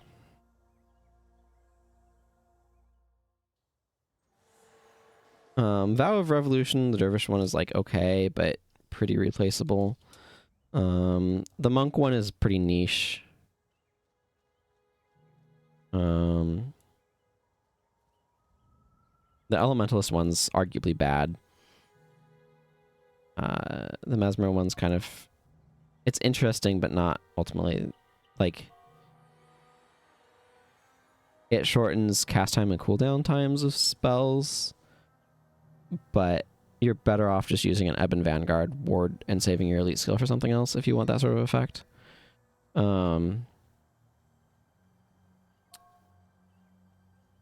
there's...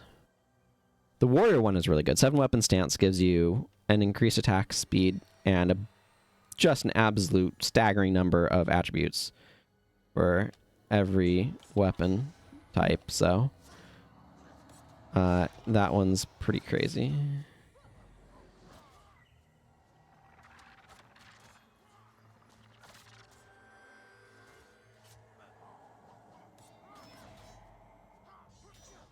Dragon Slash is a good skill, so I'm happy to get that unlocked. That'll help power up costs and stuff too.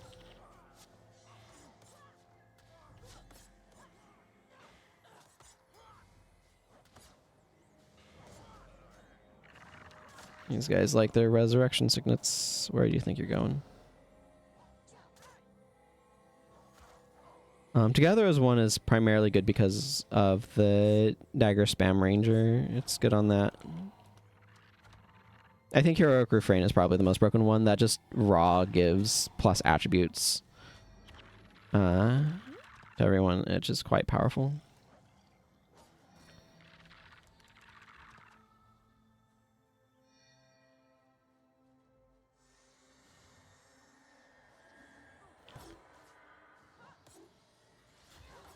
I don't have them in... I don't have any of them on this account yet. I'm not far enough. I have gotten all of them on my main account.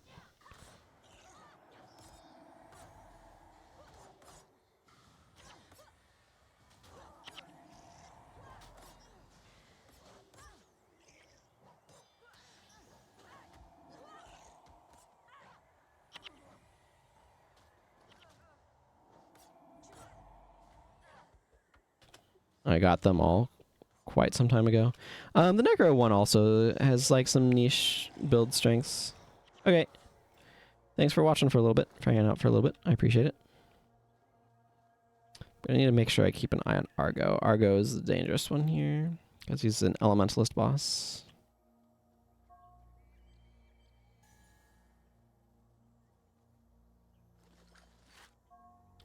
Fiery bowstring, interesting. Is there any merit to trying to use that, I wonder?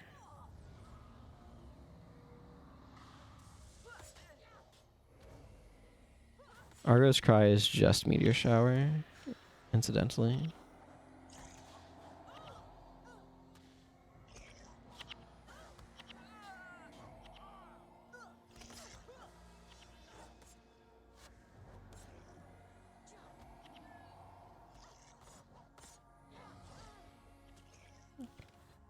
Did I just get a party beacon?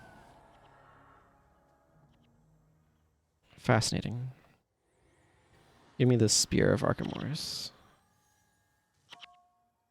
Okay, hang on. I need to wait for them to finish yabbering at me before I can pick up the Spear of Archimedes.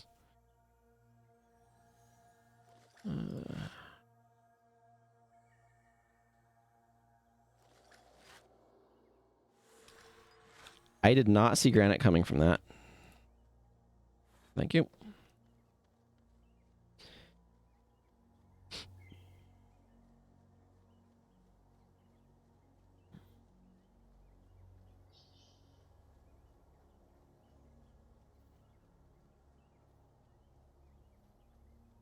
This fully charged does a lot of damage to Zuhunuku. It's definitely worth bringing along.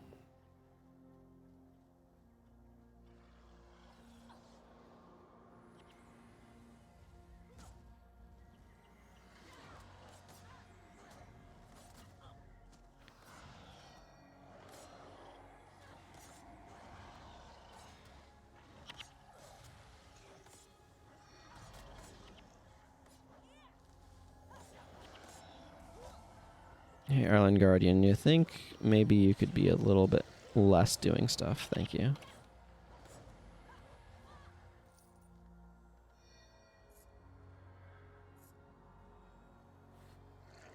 Tier 3 spear. Nice, nice.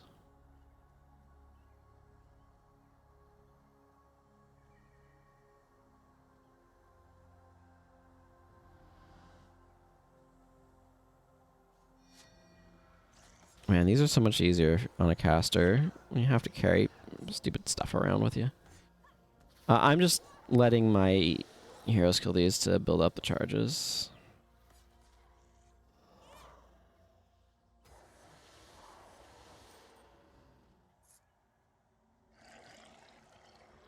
Tier 4. 5 is the max. Yeah, interesting. I should be pushing with my wrist, not my hand. I need to rearrange my mouse pad.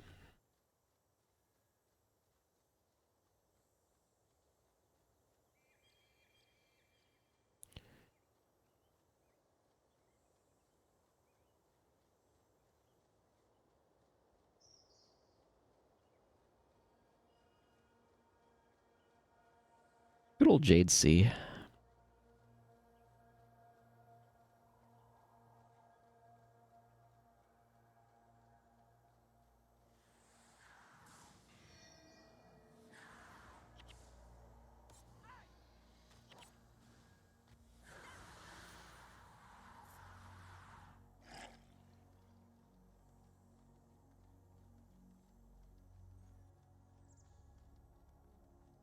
Good old Spear 5 with its wavy lines of energy.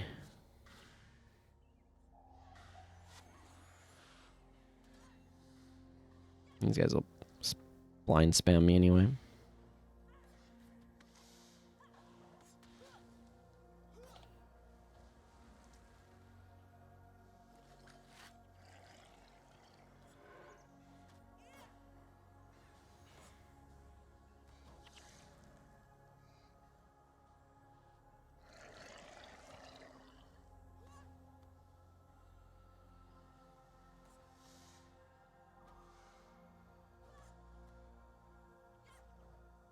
Again, I want to make sure I'm preserving the charge on the Spear of Archimedes to drop onto Zuhanuku.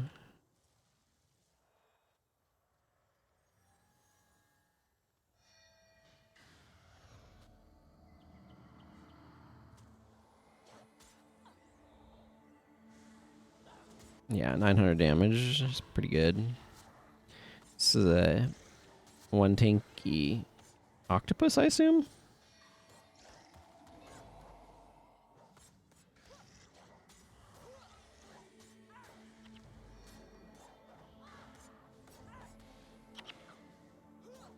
Didn't like getting knocked down then.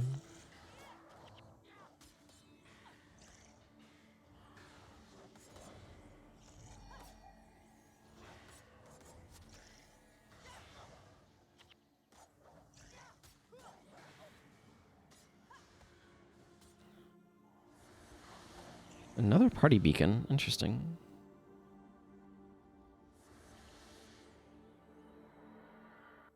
There we go.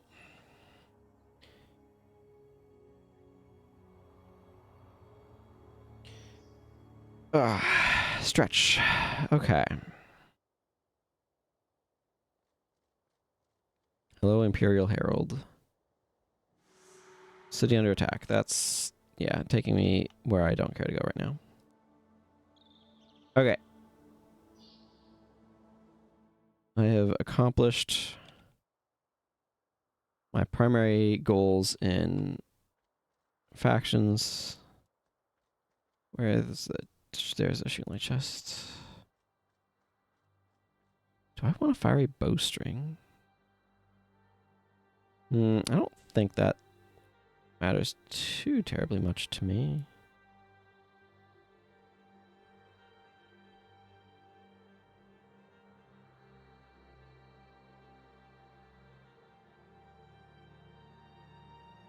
It's an interesting question.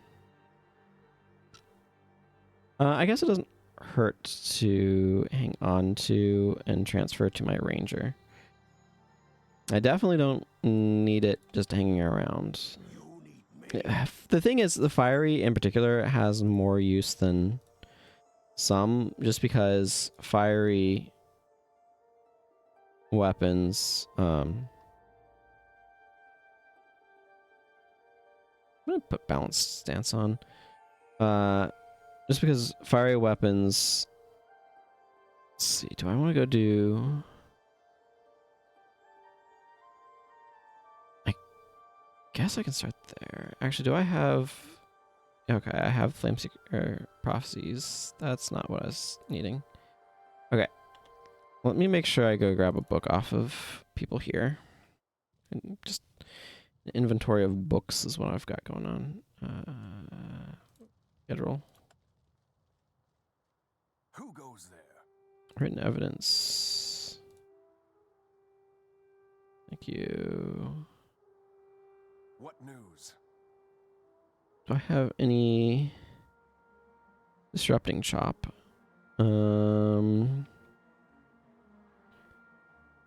Dervish.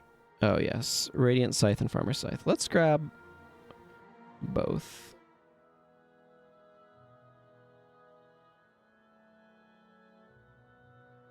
Thank you. Both of those are good skills. I might have had Radiant Scythe already, but I certainly don't mind having it unlocked on this character. Okay, I want to go get Sifala. I'm going to need that.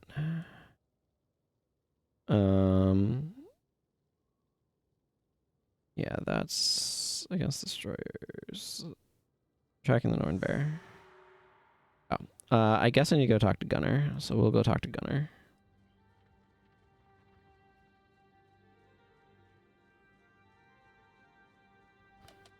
What a weird name Gunner Poundfist is.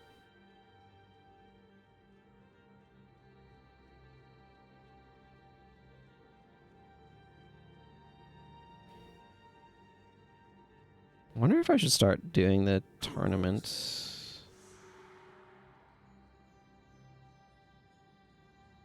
It's interesting how important Jorah becomes to Norn lore given the rise of Svanir. They definitely make the stuff that happens in this extremely significant in the sequel.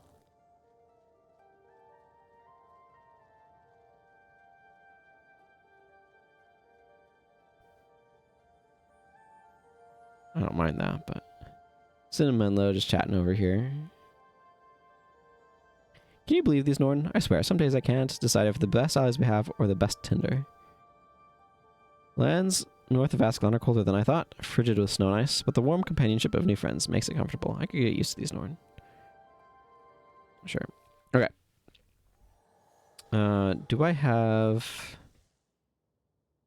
No, I don't have rank 1 of the Norn title. There should be, yeah, over here. Oh, I haven't done that quest yet? My goodness. What have I been doing? It's apparently not that quest. It's slacking. Never anger a Norn. Hey, y'all. I am here to just absolutely slaughter some chart. I mean, if you guys brought things that were higher than level 8, maybe you would stand a little bit of a chance, but... Oh my goodness, they are doing something awful to my backline.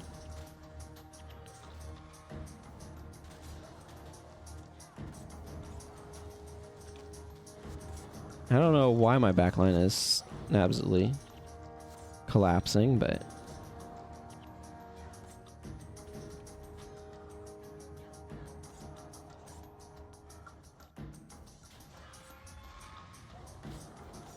Oh, it's because they brought in all of their warriors. Yeah, okay, that's fine. We'll just resurrect right over here by this guy anyway.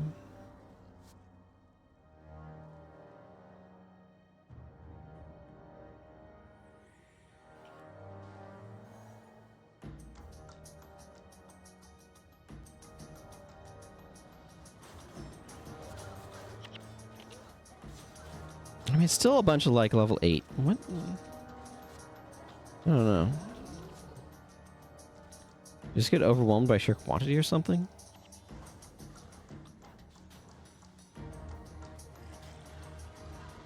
Most of these guys are still pretty weak, so... Happy to get char hides. Hey, Mr. Jack. Yeah, I don't know, like... They must have done absolutely zero attacking them and just gotten their faces beat in somehow.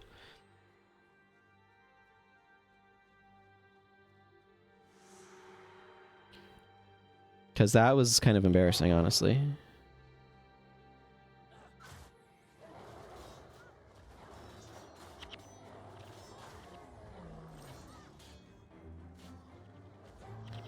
Like, there's a few, like, level 20s in here, but... Yeah, good timing.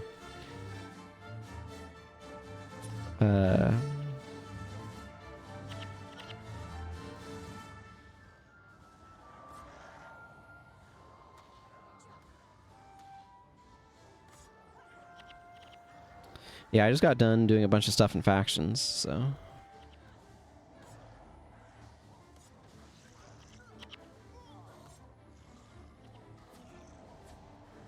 Alright, I'm not gonna keep standing there.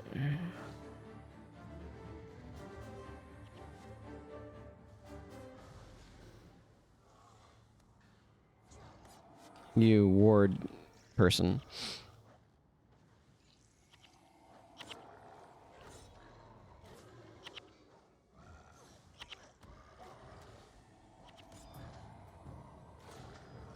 Yeah, I'm doing it on this account. I mean, mostly what I'm trying to do is advance this account far enough to be able to get more proofs.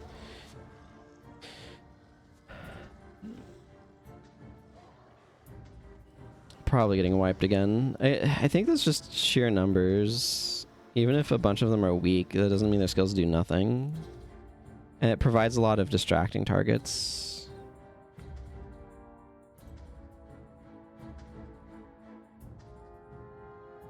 Wow, we got a lot of death penalty going on here, which is not ideal.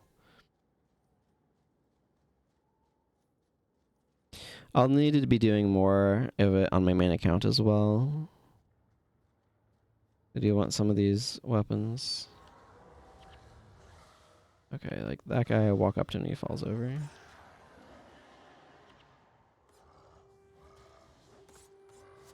It's not like these guys are even that tanky for the...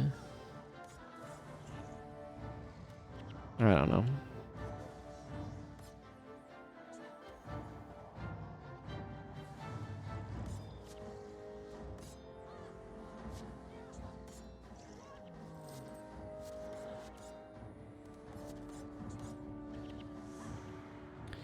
Okay, that quest is done. Which will get me wins, which is an absolutely worthless skill. Tracking the Norn Bear. That's what I'm after now. And I still remember my first elite on this account was getting Eviscerate up here in Eye of the North. Good times, good times.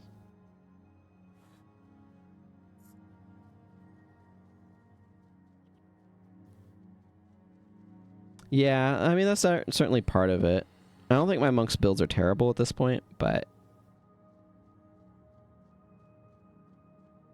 it's more like my damage is kind of medium. Like, Gwen is not really that great at damage.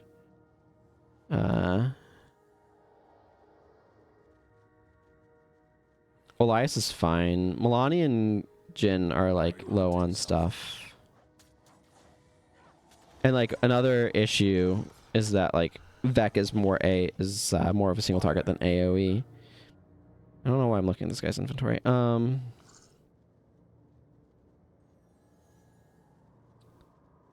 So, like,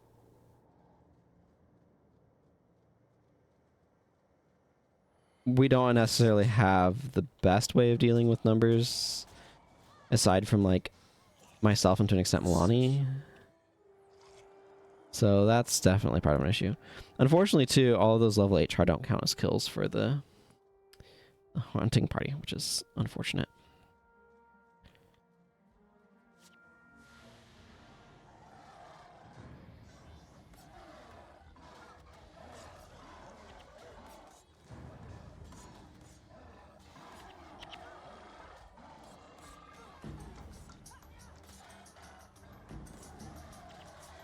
Okay, Dunkro is absolutely getting dunked on.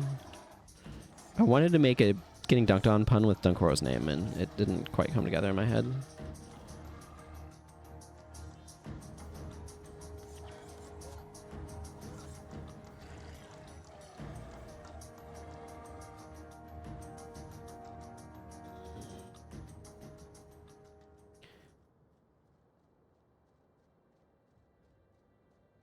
Yeah, I don't know. I don't think... I would be surprised if doing that quest nation made them all level 20, but you could always try it if you really wanted to. I've not thought about trying that. Part of the problem, too, is I just don't have really good energy management options right now. So it's pretty easy for my party to get worn down on things like energy and whatnot. Well, on energy, because I don't have BIP unlocked on this account yet. Which is why I have a blood ritual on this ranger who's probably bad at using it, and Well of Power, which is like some energy management, but like it's very locational and clunky and stuff. So, having access to BIP would be a huge boon.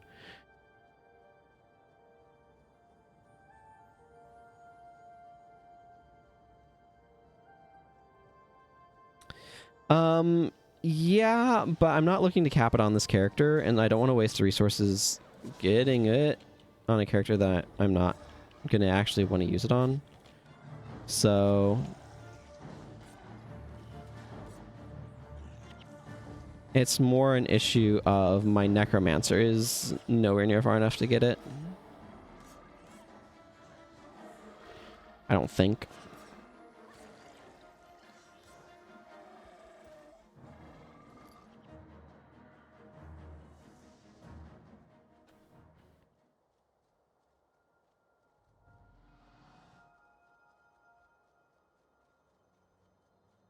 Like, this character is just an outlier. All of my other character, in terms of like progress, all of my other characters are much, much further behind.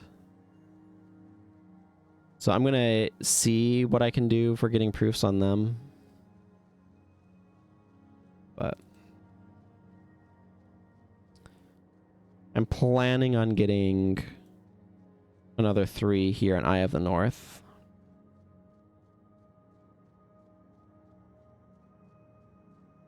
But I'm not going to be able to get the like depths or whatever. Are you hunting something?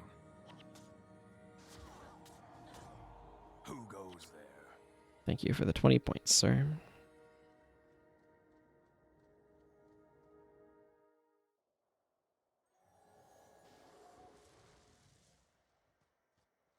Why are you here? I'm not going down there until I have the quest that takes me. It's just not worth it.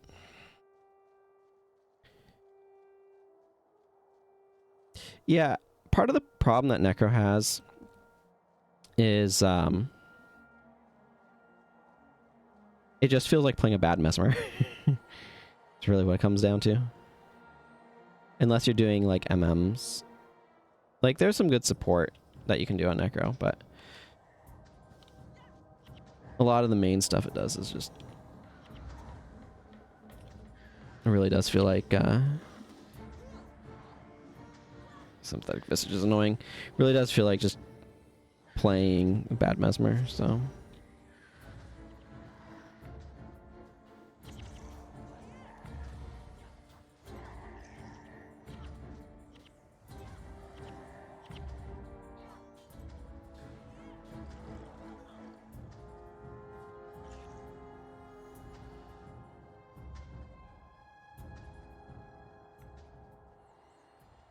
Oh, we need to get Dunkoro back up. But yeah, it's like... Oh, Acorn, Wild Runner. I'd rather not fight you right now.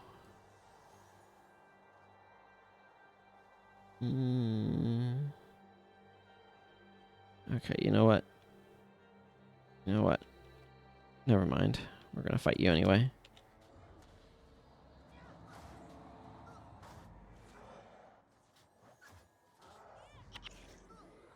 We could use the morale boost, right?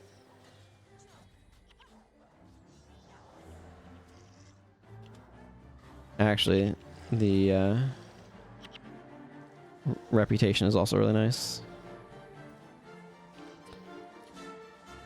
Necro is nice in that the energy management from Soul Reaping is absolutely ludicrous, which does allow you to a degree of flexibility in how you're doing things, so you can dip into secondary stuff pretty well with it, and like at least you have Soul Reaping to carry you a little bit. But yeah, a lot of the... Necromancer has this weird problem where there's a lot of like redundant skills that aren't very good as well. So it's like you don't need 15 different lifesteal skills that are all kind of like very medium feeling. And a lot of what Necro is good at is pressure type strategies that are good in PvP but not in PvE. So it's like it's just awkward. But it has minions going for it, which is really good in PvE for the most part. Why are you here? 11 kills, you're pretty unimpressed by that, huh? That's fine. I'm not here trying to fight a bunch of stuff. Hey, Jorah.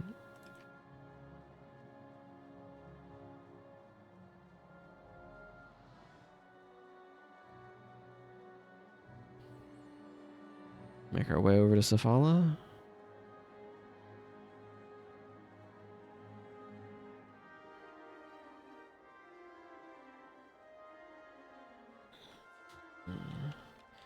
Need to figure out what stuff I'm really trying to get unlocked here. Okay. No reason fighting a guy who's hanging out with the Protector's defense.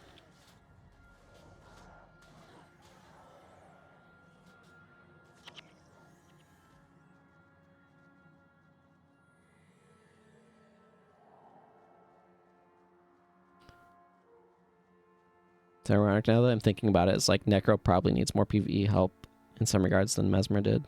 I mean, Mesmer did too, but I don't know. They both fundamentally suffer from Never being better in PvP in terms of what their class concepts are than in PvE, generally speaking. What did I think of all the 20th anniversary stuff they've done? I think it opens up a lot of really interesting build stuff with the new suffixes. I like them adding new drops. Part of what I like about it is they're permanently updating the game with like new drops and stuff like that, which I think is really neat.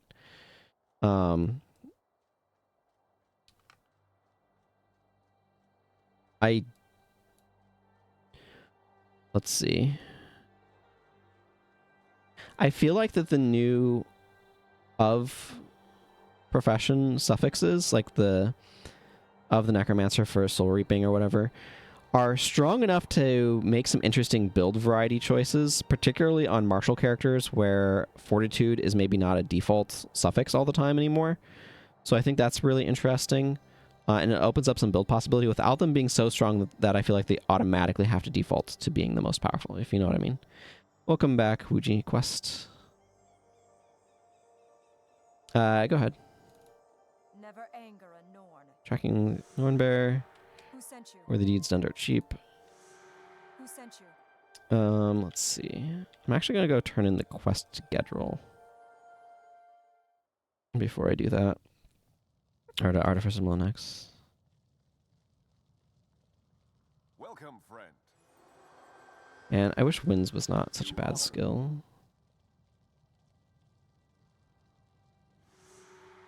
But that's a good one.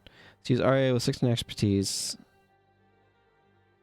No. So these weapons, so like here on the Soul Reaping scythe, you can see Soul Reaping 5 if your rank is lower, no effect in PvP. So it brings it up to 5. It doesn't add 5.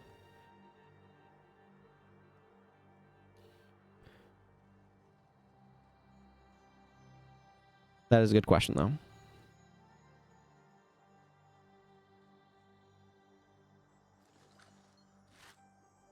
Yes. Rare crafting materials. That was a low level one. Yes. Rare crafting materials. I'm just gonna ID that. Modern mains can be weird in their salvage. Okay.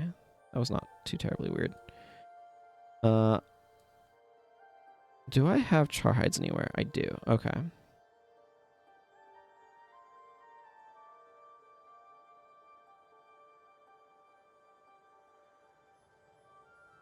Did I have any expectations for the 20th anniversary beforehand? I did expect them to do something for it, but not specifics. They think that it could have done more, especially with some of the low-hanging fruit. So, like, I'm surprised that they added new quests, for example, although it seems like they're fairly straightforward. In order to get minis. I think that the groundwork laid for these new weapons is interesting. It's not something I would have thought about at all. It does make me wish that they had made a weapon mods trader even more. Like, I think a weapon mods trader would be one of the more beneficial things that they could add to the game, and I have thought that for a while now, and that's just increased with an addition of new really good weapon mods. Yeah, weapon mod trader is top of my list, like wish list of things that I want added in the game.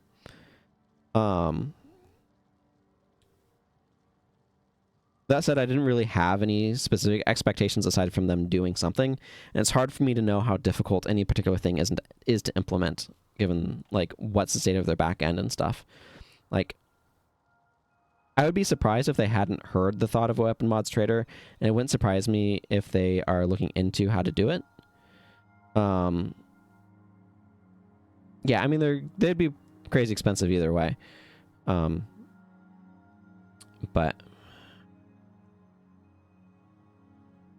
just going through follow better. I'm thinking about how to get over to is Ula's lab the first?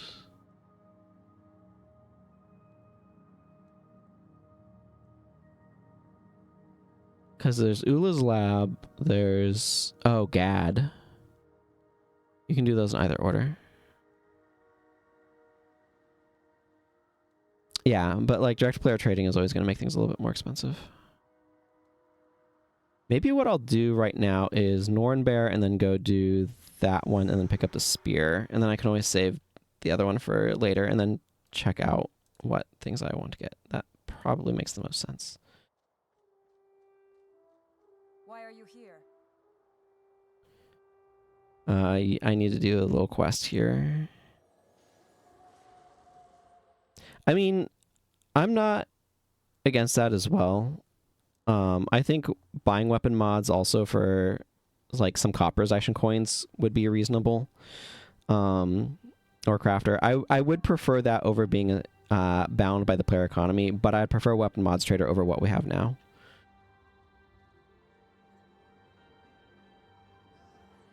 Scripted death. Whee!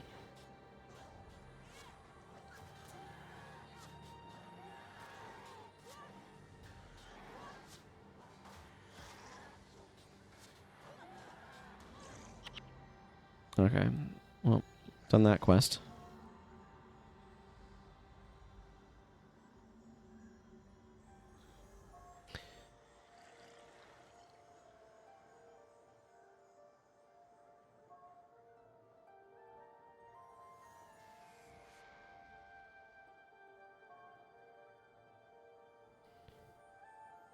Wait for some dialogue here.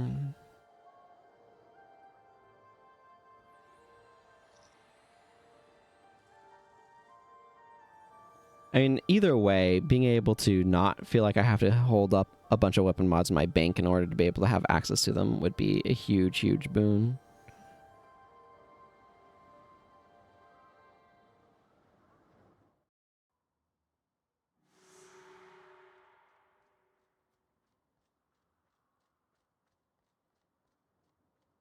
Are you hunting something? Okay, not quite there yet. Hopefully the player activity right now, will realize there's still demand for this game. It would be nice. It would be nice. I would be very curious to know how many sales they've made because of the sales, or like how much they've sold because of the sales. Every time you load a zone, it flashes your desktop for a fraction of a second.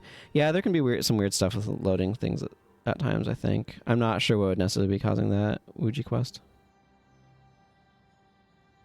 I'm ready to fight the Nornbear.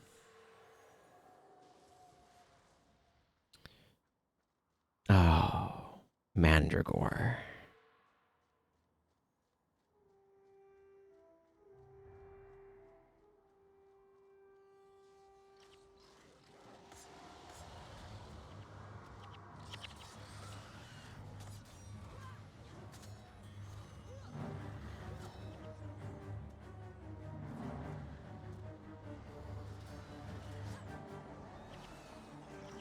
Man, Mandragore would make me wish I had Antidote Signet on my bar right now.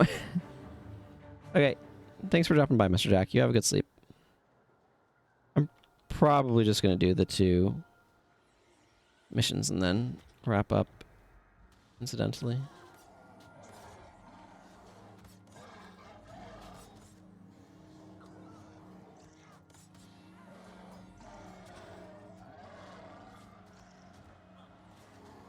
But I want to wrap up with getting this spear today. Okay, this is absolutely showing why Connie removal is vital for melee.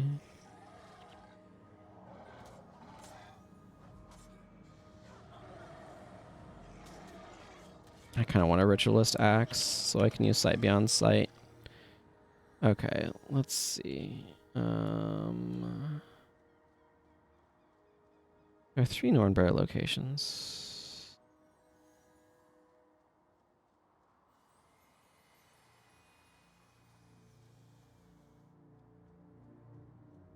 Not having my map uncovered is making my navigation a little bit more clunky.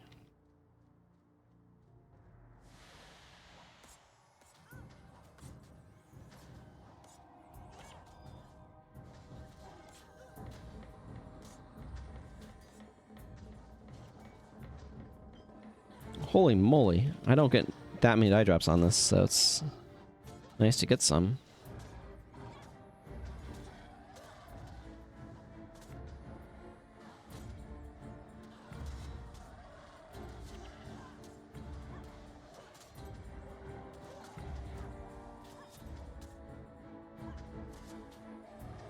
And these guys are really tanky. Oh, it's nice to not have to worry about NPCs dying anymore. After losing a mission to Togo's untimely death. He has a timely death, you know. Okay.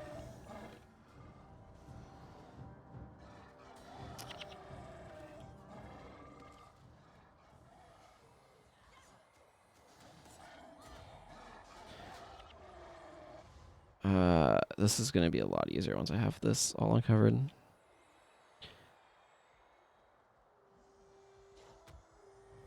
These guys use Giant Stomp, in case you were wondering why I'm using Balance Stance.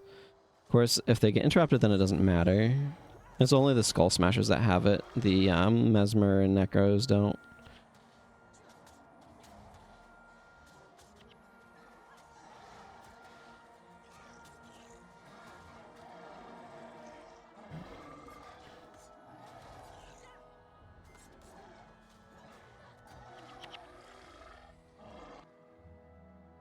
I think the first Norn Bear location is up there. It's been a little bit, admittedly. But you can see the corpse of the Norn Commoner over there.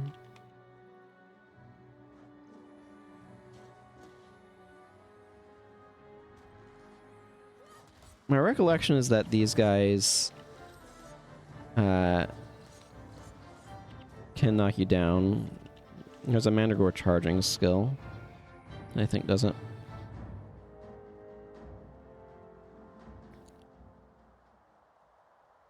Let's see, is this the first location? Yes, there's the Norn Bear. Right on cue.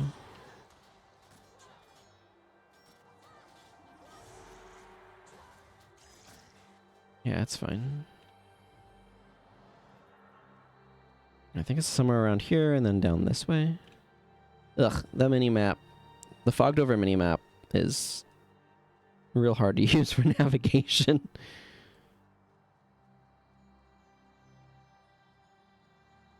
I have to work off of my general memory of the routes. I think the next one is up on this ridge. And then further over that way. The one after that.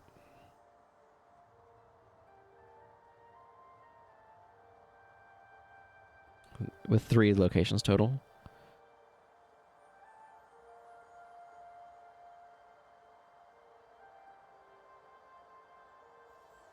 There you are.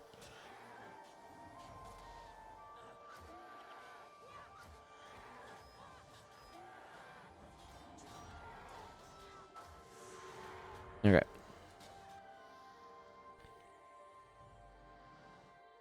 Time to go back down and then fight some more Jotun.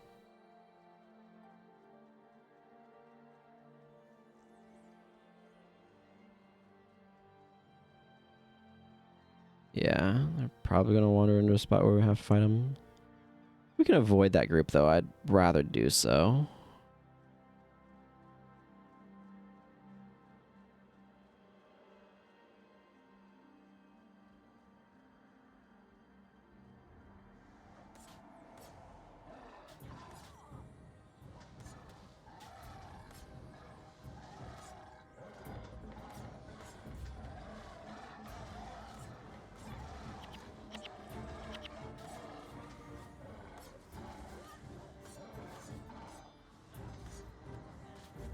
Good old Yeti smash.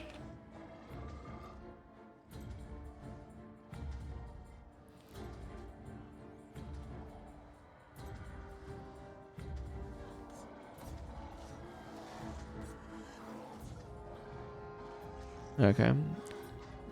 Looked like he might get it off, so... I absolutely attacked through ineptitude, and that didn't work super well for me.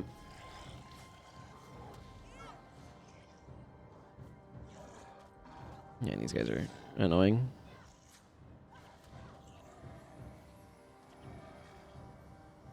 Definitely makes me want more than like one Condi removal skill across my entire party.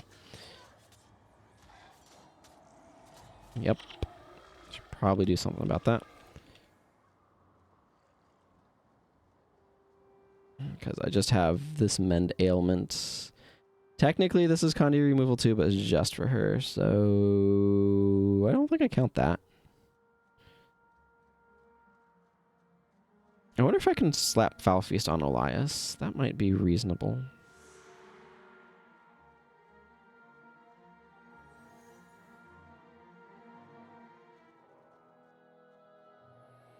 Probably better than Withering Aura, if we're being frank. Do I have Foul Feast? I do. I think I might do that.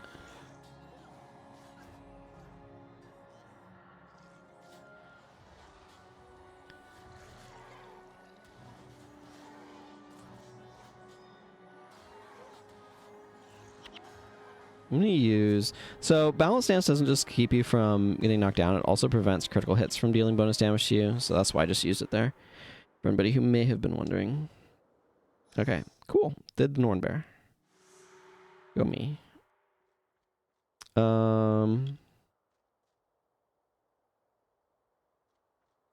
Right. I think Sif has some additional, like, directions or something.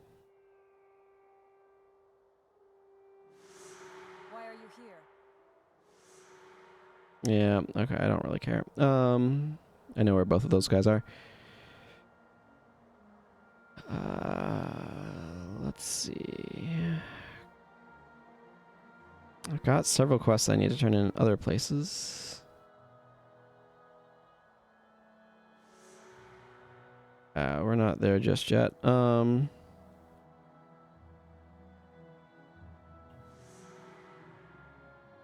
I need to go to Long Eyes Ledge for that. I wanted to check to see... Okay. Norn title is high enough.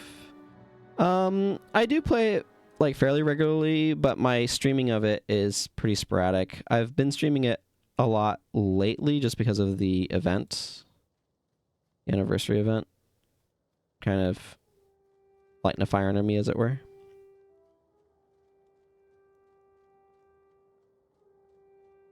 Let's see the tier. I need to talk to, probably. I should do Bison tournament stuff at some point. But I kind of want more skills before I worry about that. Why are you here? Thank you. Do you have a different set of skills? I have 3 hero skills. No, just Disrupting Chop there.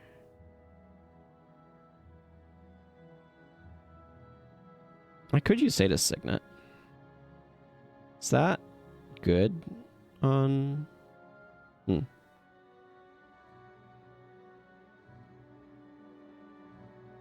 I'm gonna pick up a Way of the Master. Who sent you?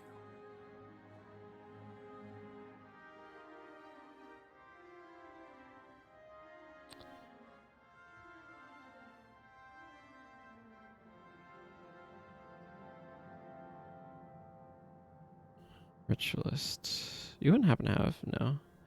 None of these are sight beyond sight.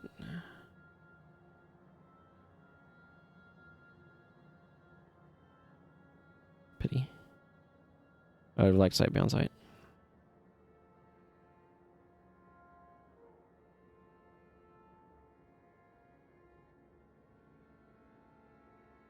Demonic Flesh, I think, is actually kind of decent, but I'd prefer that on like Assassin or something than Warrior. I'm just not getting resources from my other accounts or anything. That's the main challenge.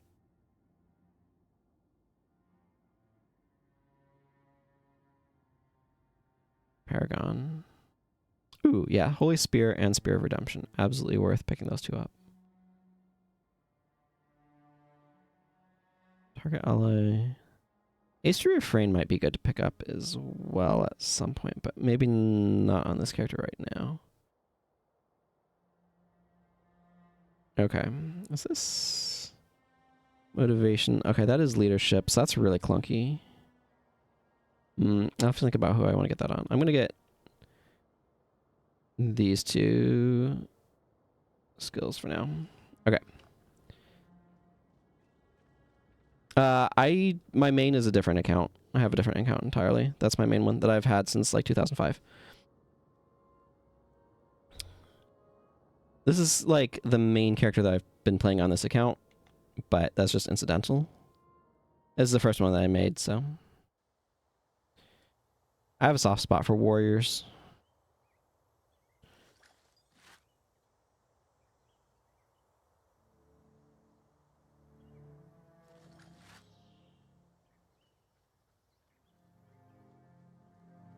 Do I need to talk to Long Eye? Okay, it looks like I need to talk to Long Eye. Do I... I don't have yellow dye in here yet. Interesting.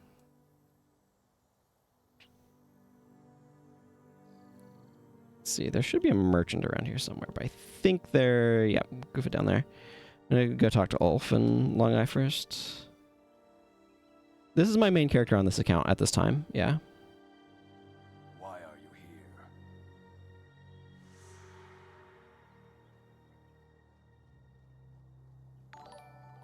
Hey, Dead on Stick. How are you doing? Thank you for the subscription. I really appreciate it. It has been ages, too. Who goes there? I've been enjoying the anniversary event.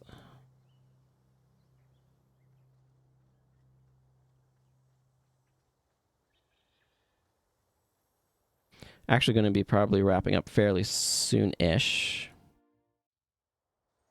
But I want to go do...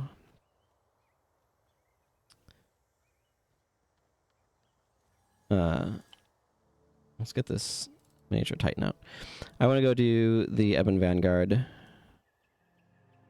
one quest, and then pick up the anniversary special edition spear. Why did I choose warrior more specifically? Well, so a new account comes with 8 character slots, so I kind of had to pick which 2 professions I wasn't going to make, which was Paragon and Ritualist. Just they're my least favorite professions. I think there's some fun stuff you can do with Ritualist, but I think the design of the profession is kind of bad, and I agree. Like, I think the design of Paragon is even worse. So I don't tend to play those as much. So those are the 2 I decided not to make. And then I just have a soft spot for warrior and like doing different stuff with different weapons. I feel like you can build warriors in a bunch of like different thematic ways, which I enjoy. So I just happened to go with warrior first. I wanted to go through prophecies first, and there was something that felt very classic about starting off with a warrior monk, which is what this character was originally. The good old whammo is kind of a staple. So it just felt like the appropriate starting point. And because this was my first character, I've done the most on her and gotten her the furthest, so that's why I've been playing her lately. But I'm going to want to spend some time on some of the other characters in order to be able to get them further and get some of the weapons on them. And one of the things I'm going to want to do is think about what weapons am I going to want on whom. I definitely want the bow, because I think it's a strength bow. I'm going to have to double check that, though. I'm definitely going to want that on my ranger, because I want to see how flail works on ranger. So I'm curious about that, especially since that can be your only adrenaline sink. Or your only skill that uses adrenaline. It should be somewhat reasonable, and rangers have a very limited selection of increased attack speed skills, so that's something I want to be able to set up for doing. I don't even think I need this explosive right now, but I'm picking it up anyway. Maybe I can drop it on the supply caravan.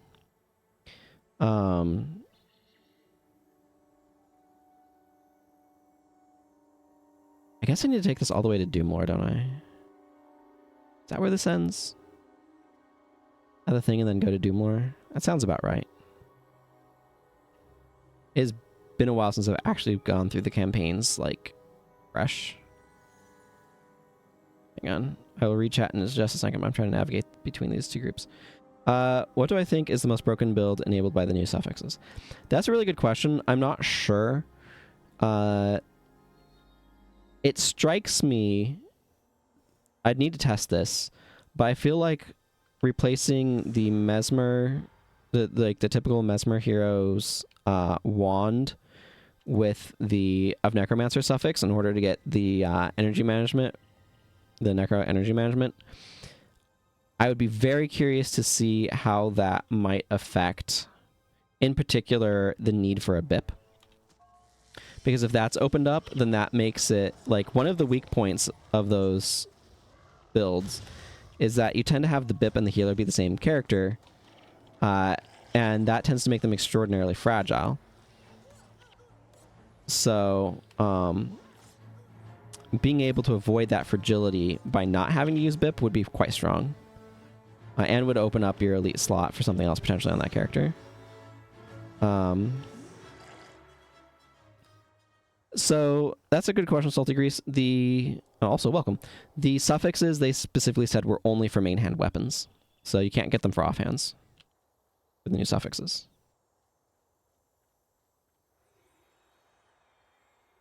Very demure of me.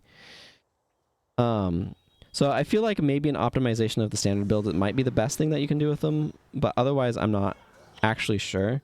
I'm very curious to like explore some possibilities. Part of what's tricky is you have to look at what skills are available and what are you sacrificing and stuff. I do like the idea of, for example, using of Ritualist on physical attackers with Sight Beyond Sight, because it brings up to, if I remember correctly, a 12-second duration. Now obviously you can't increase that with Enchanting because they're competing for the same spot.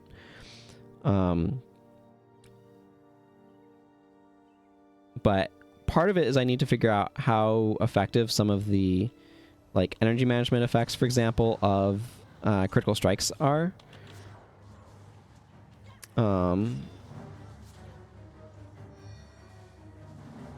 would rather not stand in that meteor shower. Like right now, I'm taking huge advantage of the energy management from this is the Soul Reaping Scythe. I'm taking huge advantage of the energy management it provides me. Yeah. It gives +1 energy at 1 critical strike. But the other thing is you're making criticals more often. So I don't know like how that plays or what the energy throughput from that looks like.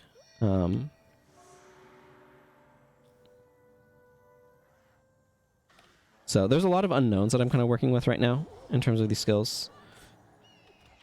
Like, is it worth it to run, for example, an avatar skill at 37-second up duration on a secondary with of Dervish, as an example? Like, that's an interesting question. I don't know. I don't, like, all of them basically rely on Dervish enchantments, so I'm not sure that it would be worth it.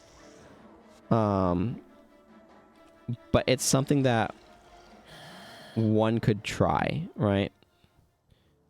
I need one of the char explosives. Okay, I left one over here. I feel like, yeah, I don't know how much the warrior armor penetration honestly matters for marshals. I would be very curious about trying it on a spear for Paragon. Again, flail, being able to use flail on Paragon with spear or ranger with bow is something that's really interesting to me as a, like, is this worth doing sort of space. The other thing actually is the assassin one could theoretically enable you to use critical agility because it would have a 9-second duration instead of like a 4-second one, I think, which may be long enough to be worth it. I'm not sure on that front, but it's at least worth testing, I think. The other one is how does it impact the leadership one specifically? How does that impact the duration of There's Nothing to Fear, I think is the skill name, which would be interesting to try out.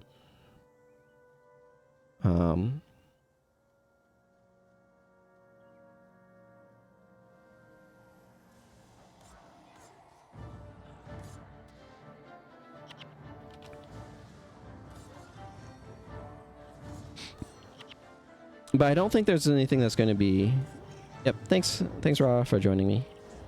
Have a good dinner.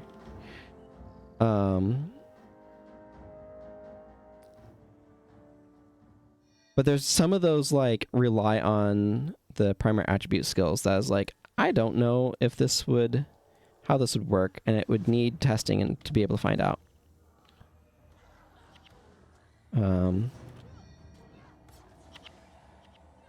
These guys gonna give me a second one? No.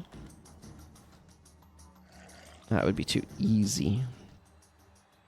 But I just feel like there's a lot of like things that I would need to look through and think about to try to determine, is this actually useful or not? Or is it just something that sounds like it could be useful? Or especially because like of Necromancer is so obviously good for the energy management boon.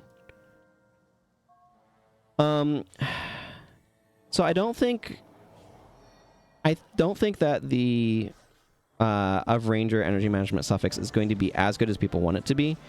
Like, off of a 10 energy skill, like, I think it will be good if you are going /R for a pet to help with some of the energy costs there. Particularly, it's good on other marshals for the Together as One, I want to say. I'm not going to worry about taking out that Siege Devourer. Because I don't want to have to find an explosive somewhere. But the PvE only Eye of the Nightfall Ranger skill, right? That's 15 energy. Being able to take 3 energy off of that, I think it is it 3 energy? Yeah, I think it's 3 energy. Like, it's 20%, so it's 1/5 off. So it's not like a huge deal. It's not like getting 40% off from 16 or 15 or whatever it is. So it's not as good as that. So you have to be like realistic. It's not going to suddenly enable Warrior to be able to, for example, use it without Warrior's Endurance. You just don't have the energy throughput. But it might make it more realistic to use some of the 10 energy skills on Warrior, because suddenly they're costing 8. And so, like, you completely make up the energy cost with a Zealous weapon for 5 energy skills with Warrior's Endurance, because that's 3 energy plus 1, so that's 4, and when they're 4. So that might allow you throughput for some of the higher energy skills, right? Which is something to, like, try.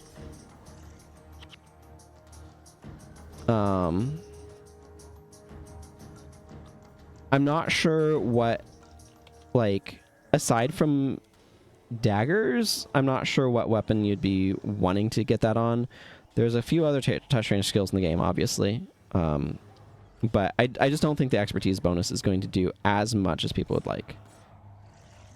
Yeah, I think anybody who thinks, oh, this means that I can do Assassin Ranger with Together as One is going to find themselves disappointed. Like, Together as One benefits from having a pet, but your pet's going to be worse if you're not primary ranger, just because you can't use runes. And it really does want full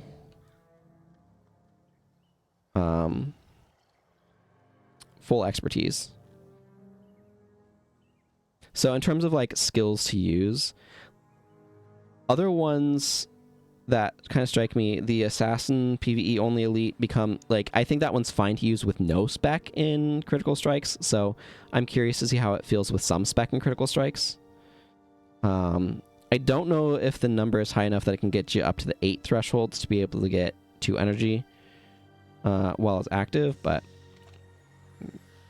I'm also actually really interested in, I don't think it's going to be good, to be clear, but I'm interested in the of Monk with the Monk elite skill on like a paladin type character. It also makes using the Monk heals better. So that's something that I'd be curious in trying as well.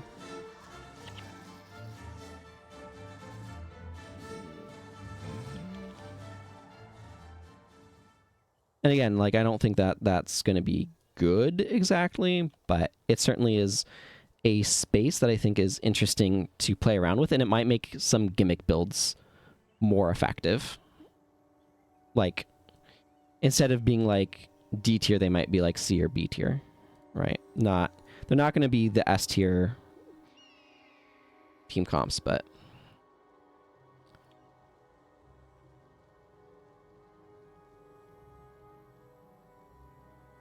I think it's going to be really hard to unseat the Mesway thing. And the biggest thing that I could see happening there is of Necromancer wands being the energy management from that being worth losing is it memory? So like 20% recharge or 20% chance of half recharge. It might be worth losing that for energy management and potentially freeing up. Like, you may not need a BIP at that point, sort of thing. Although BIPs help sustain longer fights where things aren't dying, so that's not 100% the case. Soul Reaping definitely has its limits, as anybody who's played Necro knows.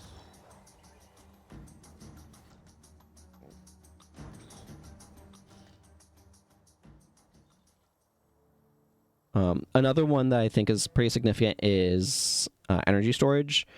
Both gives you plus 15 energy on non-elementalists, which is significant for high energy type shenanigans, like high energy sets. But it also makes I'm going to be perpetually blind because of Duskcloak here. It also makes Glyph of Lesser Energy 13 instead of 10. So that's also worth considering.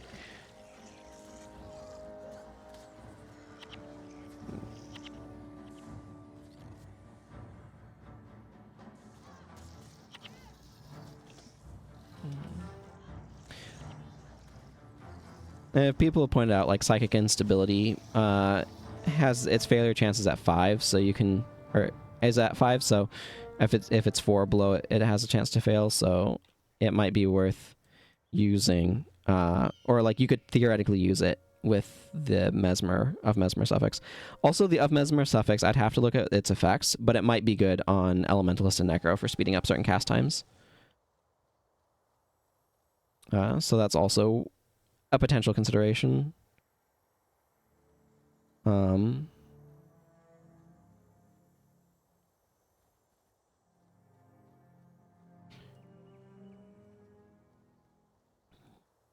But I'm not sure how much of an impact 5 fast casting has on casting speeds. So that's something that I'd have to look at the charts for.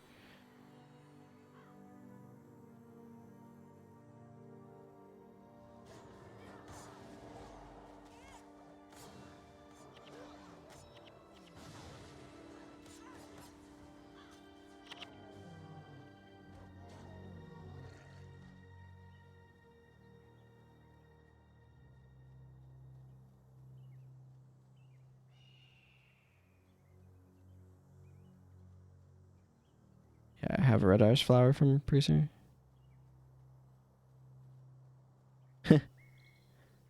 Oathshot's breakpoint. I don't know what's Oathshot's requirement. It misses when below what?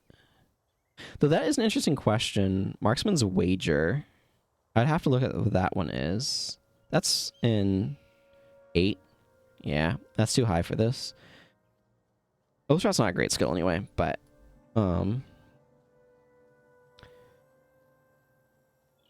yeah, I don't remember Marksman's Wager. Practice Dance would theoretically be usable, but it's not a good skill in the first place, outside of like a niche build with Choking Gas, so it's not really.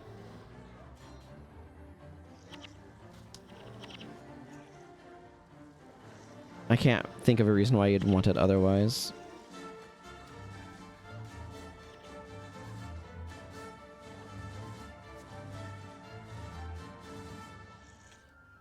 Ah, yes, the Charlock that requires Char Strengths to open.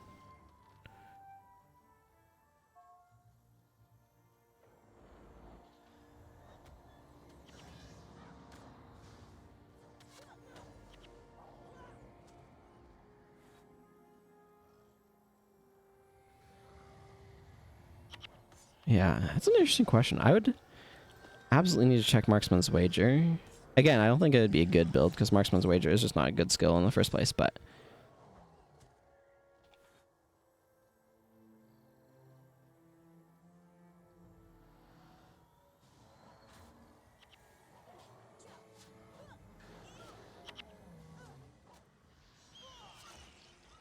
Okay, maybe standing in these meteor showers is a bad idea, but at least I had balance stance so I didn't get knocked down by them. Look, Milani, I didn't need energy from you dying, so please don't.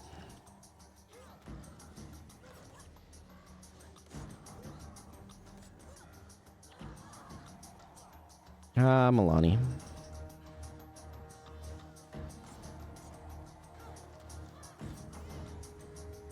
Dunkoro, what are you doing at full energy with me dead?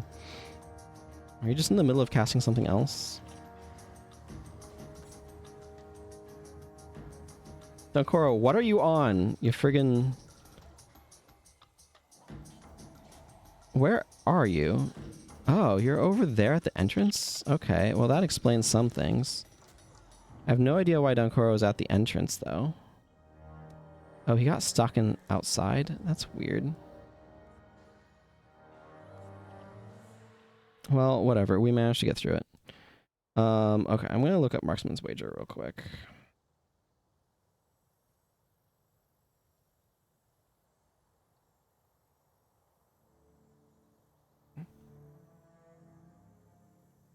Yeah, Marksman's Wager.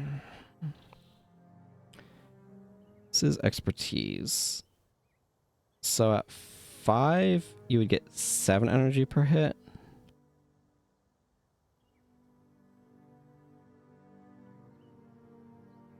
I wonder if that's usable at all. Huh. I don't know. Doesn't smell like it, but that's an interesting idea of an energy management option. The problem is you'd be not shooting if you're trying to use that, so that's not a recipe for success.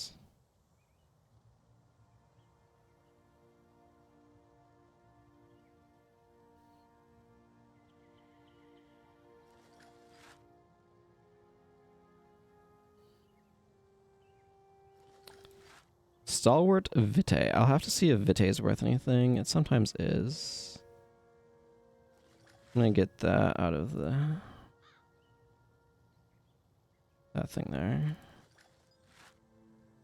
Okay, well that doesn't quite feel worth it. No, it doesn't. Okay, I'll finish processing these things in Embark Beach, which is where I'm going to go right now.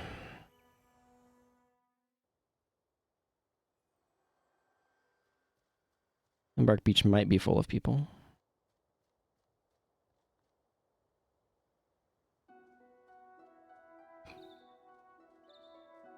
How much gold do I have? 31. Okay, I will need to grab some from my bank to replace that expert salvage kit. 369.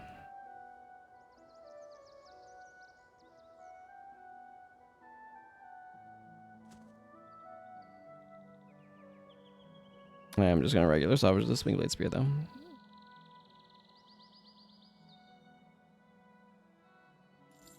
Okay, let's see if this Vitae rune's worth anything.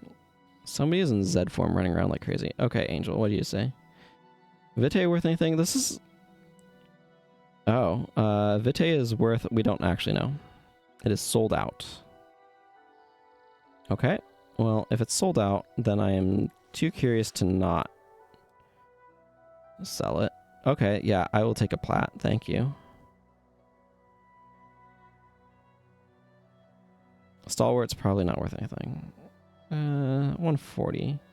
Yeah, I think I'm better off just merching that.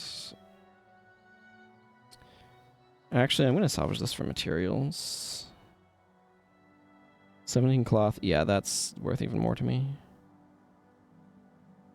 Thank you for the platinum. Okay. Everybody's hanging out over here.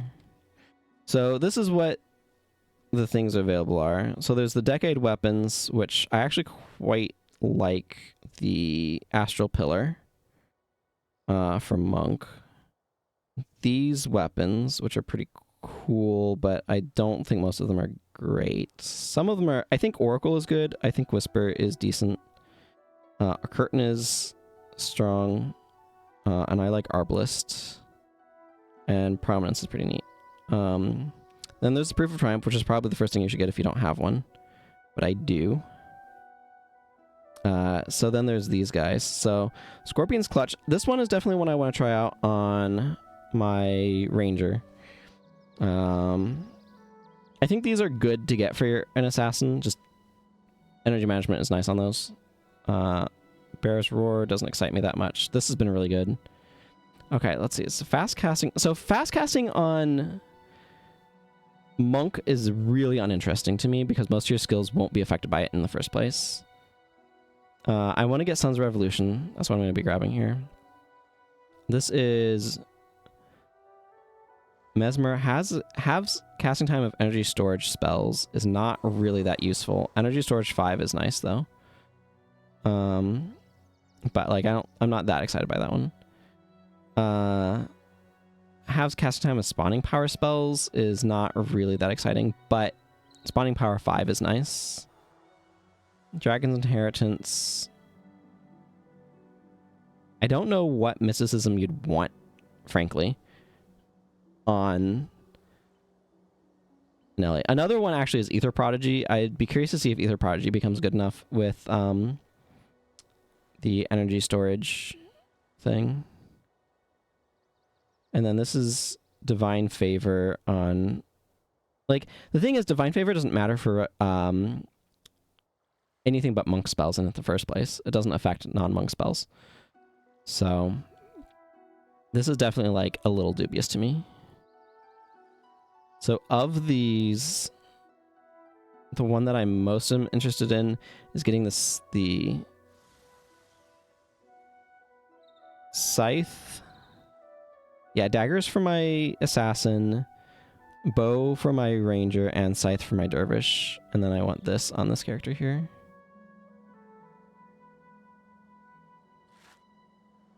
Because this intrigues me enough that I want to try it out as well.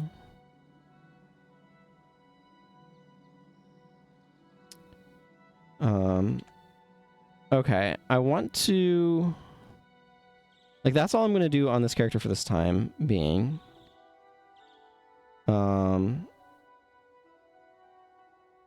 I will want to take this character into Sura territory potentially, but let's actually go northern travel. Should be right here. Back to Sifala.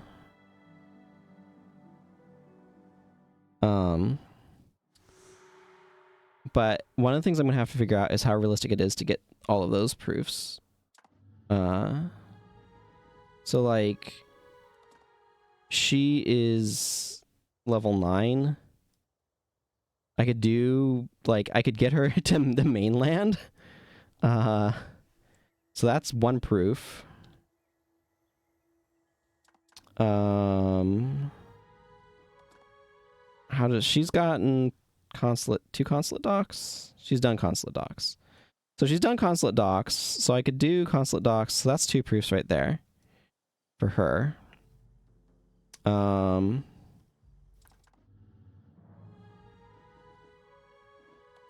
Do you have... so she has Astro Pillar, so I don't need to worry about trying to get that on her. She does have a birthday present. So she got a miniature Hydra, so that's nice.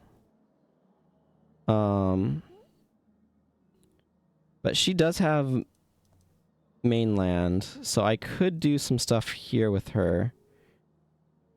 But I need to get her to other continents to get stuff. But she could potentially help out. The assassin's also in Ranmu suit, also level 9, also has a birthday present. Got a miniature Necroid Horseman, so that's cool. Again, I could get her to the mainland and that would help.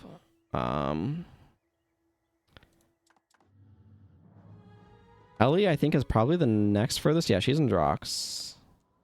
Actually, it's kind of set up a little bit, even. As Baradin's family urn.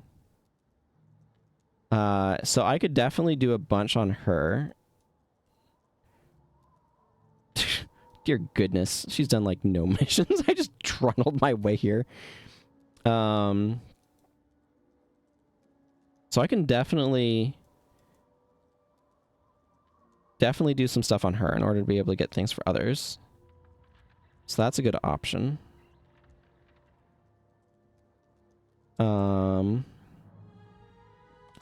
Necro, I think, is also got some...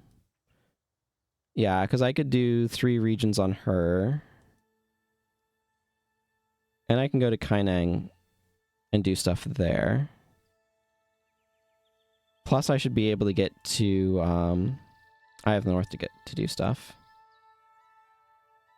Temple Guardian, that kind of feels appropriate. One of the... I mean... Okay, she's level 13, but she's in Commandant. Okay, so she's been here, but, like... Okay, so I can definitely do some stuff on this Mesmer as well, in order to be able to get some stuff unlocked. So I have some options for getting access to other mission areas on other characters in order to be able to get the proofs that I need. So that's kind of going to be what my next priority is, I think, is getting more proofs on other characters, so that way I can try to get the weapons that I previously mentioned on the characters that I want them on. So that seems like my generalized priority. My goodness, this fashion is absolutely atrocious. But I've gotten what I wanted to be getting on my warrior here, which I'm very excited about. And I've made a ton of progress on her. So I think next time is going to be me doing stuff on other characters. Also, I'm totally going to put the spear here because that's way more useful. Way more useful. I'll be very curious to see how often critical strikes seems to trigger. Yeah. Okay, well, that's going to be a wrap for me for today. Thank you all very much for watching. Hope you all take care. Hope you all enjoy the anniversary event. Until next time, everyone. Take care and goodbye.